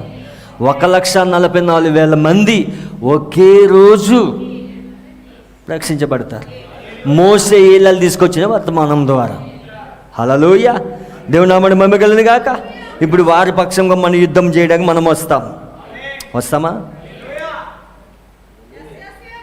హల్లెలూయా. మొత్తం ప్లాన్ ఉంటుంది కదా. ఇది కాకుండా హోల్ ప్లాన్, పాత్రలు, దీనికంటే ఇంకోటి తయారు చేసాం మనం. ఇక్కడ చూడండి, ఇక్కడ శ్రమల కాలం, వధువు ఎత్తబడుతుంది ఇక్కడ. అవునా? వధువు ఎత్తబడుతుంది ఇక్కడ. ఎత్తబాటు అయిన తర్వాత 3.5 సంవత్సరాలు శ్రమల కాలం. 7 పాత్రలు కుమ్మరింపు. అవునా? 7వ పాత్రే పెద్ద భూకంపం. ఇప్పుడు భూకంపాలు ఎందుకు వస్తున్నాయి? ఆ 7వ పాత్ర కుమ్మరించడానికి రెడీగా ఉన్నాడు ఆయన. 7వ పాత్ర ఏంటి? పెద్ద భూకంపం. మొత్తం భూమి యొక్క అక్షాన్ని మార్చివేయబోతున్నది. అవునా? అది 7వ పాత్ర కుమ్మరించబోతా ఉన్నాడు ఆయన. అందుకే ఇప్పుడు భూకంపాలు వస్తున్నాయి ఎక్కడైనా సరే. ప్రపంచంలో ప్రతి చోట భూకంపాలు ఎందుకు వస్తున్నాయి? ఈ భూకంపాలతోనే లవోదిక సంఘాలు ముగించబడబోతున్నది. అందుకే భూకంపాలు వస్తూ ఉన్నాయి. ఇప్పుడు మనం వెళ్ళిపోయిన తర్వాత 3.5 సంవత్సరాల శ్రమల కాలం, 7 పాత్రలు కుమ్మరించబడటం. అప్పుడు 1000 ఏండ్ల పరిపాలన సిద్ధపడే సమయం ఉంటుంది. దాని ముందు చాటే 1000 ఏండ్ల పరిపాలన సిద్ధపడే సమయం ఉంటుంది అక్కడ. అవునా? ఆ సమయంలోనే, అవునా, 1000 ఏండ్ల పరిపాలన సిద్ధపడే సమయం ఇక్కడే 39వ అధ్యాయం జరుగుతున్నది. అవునా? శవాలు పాతి పెట్టడం, వచ్చి వారి పక్షంలో యుద్ధం చేయడం, ఇదంతా ఎక్కడ జరుగుతూ ఉన్నది? మనం రావాలి, మళ్ళా మనం వచ్చిన తర్వాత జరుగుతాయి ఇవన్నీ. అవునా? 11వ వచనం, ఆ దినమున గోగు వారిని పాతిపెట్టుడిగా సముద్రములకు తూర్పుగా ప్రయాణిస్తున్న పోవు లోయలో ఇజ్రాయెల్ దేశం నేను ఒక స్థలము ఏర్పరిచేదను. గోగును అతని సైన్యం అంతా అతని జనులు పాతిపెట్టగా ప్రయాణస్తులు పోవుటకు వీలు లేకుండాను. ఆ లోయకు హమోగన్ గోగు అని పేరు పెట్టెదరు. దేశమును పవిత్రపరచు ఇజ్రాయేలు 7 నెలలు వారిని పాతిపెట్టుచుందరు. నేను ఘనత వహించి దినమున దేశపు జనులందరూ వారిని పాతిపెట్టుదురు. దాని వలన వారి కీర్తిని పొందుదురు. ఇదే యెహోవాకు. దేశమును పవిత్రపరచుటకై దానిలో ఉన్న కళేబరం పాతిపెట్టి వారిని దేశమును సంచరించి వారితో కూడా పోయి పాతిపెట్టి వారిని నియమించెదను. 7 నెలలు అయిన తర్వాత దేశమునందు తనిఖీ చేసేదరు. దేశమును సంచరించి చూచువారు తిరిగిలాడుచుండగా మనుషుల శైలం ఒకడని కనబడని ఎడల పాతిపెట్టువారు హమన్ గోగు లోయలు దాన్ని పాతిపెట్టువారికి అక్కడ వారిదైన ఒక ఆనవాలు పెట్టుదురు, మరియు హమోనాను పేరు గల ఒక పట్టణముండును. ఇలాగన వారు దేశమును పవిత్రపరచుదురు. నరపుత్రుడా, ప్రభువైన యెహోవా సెలవిచ్చినదేమనగా, సకల జాతుల పక్షులు భూముఖములకు అన్నిటికని ఈ సమాచారం తెలియజేయము. నేను మీ కొరకు వధించు బలి నలుదిక్కుల నుండి కూడి రండి. ఇజ్రాయెల్ పర్వతం మీద ఒక గొప్ప బలి జరుగును. మీరు మాంసం తిందురు, రక్తం త్రాగుదురు. బలాఢ్యులు మాంసం తిందురు. భూపతి రక్తమును, బాసాన్లు కొవ్వున పొట్టెల యొక్కయు, గొర్రె పిల్ల యొక్కయు, మేకల యొక్క, కోడి యొక్క రక్తం త్రాగుదురు. నేను మీ కొరకు బలి వధించబోచున్నాను. మీరు కడుపార క్రొవ్వు తిందురు, మత్తు కలిగించేందుకు రక్తం త్రాగురు. నేను ఏర్పరిచిన పంక్తిని కూర్చుండి గుర్రముల, రౌతులు, బలాఢ్యులు, ఆయుధస్తులు మీరు కడుపార భక్షించరు. ఇదే ప్రభువైన యెహోవా వాక్కు. నా ఘనతను అన్యజనులు అగపరిచెదను. నేను చేసిన తీర్పును వారి మీద నేను వేసిన నా హస్తమును అన్యజనులందరూ చూచెదరు. హల్లెలూయా. దేవుడు ఇక్కడ సెలవిస్తూ ఉన్నాడు ప్రవక్త ద్వారా. మొత్తం యుద్ధం జరుగుతుంది అక్కడ. ఆ యుద్ధంలోనే మొత్తం మనం ఆయుధాలు ఉపయోగించాం. అవునా? ఇజ్రాయెల్ పారిపోతున్నప్పుడు మనం వస్తాం. అప్పుడు కత్తులతో, తుపాకులతో, అణుబాంబులతో కాదు యుద్ధం. Spoken word ministry. Spoken word మినిస్ట్రీతో మనం యుద్ధం చేస్తాం. పలకబడిన మాటతో అణుబాంబులను ఆపుతాం అక్కడ. అప్పుడు పరిపూర్ణంగా పలకబడిన మాట పరిచర్య జరుగుతుంది అక్కడ. హల్లెలూయా. అప్పుడు రష్యా ఈ దేశాలన్నింటికి వ్యతిరేకంగా మనం పోరాడతాం. అప్పుడు మనం యుద్ధాన్ని ముగిస్తాం. 3వ ప్రపంచ యుద్ధాన్ని ముగించేదే మనం. 1000 ఏండ్ల పరిపాలన ప్రారంభం అవ్వడానికి 3వ ప్రపంచ యుద్ధాన్ని ముగించి అప్పుడు కొన్ని దినాలు అయిన తర్వాత 1000 ఏండ్ల పరిపాలన. దావీదు కుమారుడిగా ఆయన సింహాసనం పైన కూర్చుని ప్రపంచాన్ని పరిపాలించబోతున్నాడు. లాస్ట్లో ఒక్క పాయింట్ చెప్పి నేను ముగిస్తాను. ఆది కాండంలో బబులోన్లో మతాలన్నీ ఐక్యమయ్యాయి, దేశాలు ఐక్యమయ్యాయి. అవునా? పెద్ద గోపురం కట్టాడు నిమ్రోదు. దేవుడు దిగి వచ్చాడు. వాడి వల్ల కాలేదు. తర్వాత బబులోను ప్రపంచాన్ని పరిపాలించింది. అవునా? అన్యుల రోము ప్రపంచాన్ని పరిపాలించింది. మళ్ళా ఇప్పుడు పోపుల రోము ప్రపంచాన్ని పరిపాలించడానికే ఈ మతాలను, దేశాలను ఐక్యపరుస్తూ ఉన్నది. కానీ మళ్ళా ఎవరు వస్తారు? రాజులకు రాజు, ప్రభువులకు ప్రభువు, మన ప్రభు అయిన యేసుక్రీస్తు కింద 1000 ఏండ్ల పరిపాలనలో రాజ్యాలన్నీ ఐక్యమవుతాయి, ప్రపంచమంతా ఐక్యమవుతుంది, క్రీస్తు కింద ఐక్యమవుతుంది. క్రీస్తు ఒక్కడే చేయగలడు, ఇంకెవరు చేయలేరు దాన్ని. హల్లెలూయా. క్రీస్తు కిందే ఏకం అవ్వాలి. కానీ ప్రయత్నిస్తాడు వాడు, కానీ వాడు వల్ల అవ్వదు. అవునా? అందుకే ఇప్పుడు మనం ఎవరి కింద ఐక్యమవుతున్నాం? క్రీస్తు కింద ఐక్యమవుతా ఉన్నాం. 7వ ముద్ర కింద మన రాజు దిగొచ్చాడు. అందుకే క్రీస్తు కింద ఐక్యమవుతున్నాం. ప్రపంచమంతా వాడి శిరస్సు కింద ఐక్యమవుతా ఉన్నది, కానీ అది కూలిపోతుంది. అందుకే బబులోను నాశనం అయిపోయే పట్టణం. అవునా? అందుకే ఇప్పుడు రష్యాను లేపుతా ఉన్నాడు. దేనికి?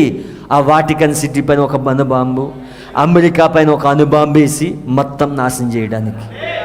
ప్రవక్త చెప్పినట్లుగా 7వ దర్శనం ఫుల్ఫిల్ అవుతుంది. అక్కడ అమెరికా బూడిదైపోతూ ఉన్నది. అవునా? ఇవన్నీ ప్రవచనాలుగా రాయబడి ఉన్నాయి. ప్రపంచ భవిష్యత్తు మనకు తెలుసు, ఏం జరగబోతుందో తెలుసు, దేశాలు ఎలా కదులుతున్నాయో తెలుసు, దేశాలు ఏ ప్రవచనంలో ఉన్నాయో తెలుసు, ఇస్లాం కంట్రీస్ ఏ ప్రవచనంలో ఉన్నాయి, రష్యా ఏ ప్రవచనంలో ఉంది, అమెరికా ఏ ప్రవచనంలో ఉన్నది, ప్రతి దేశము ఎలా కదులుతుందో మనకు తెలుసు.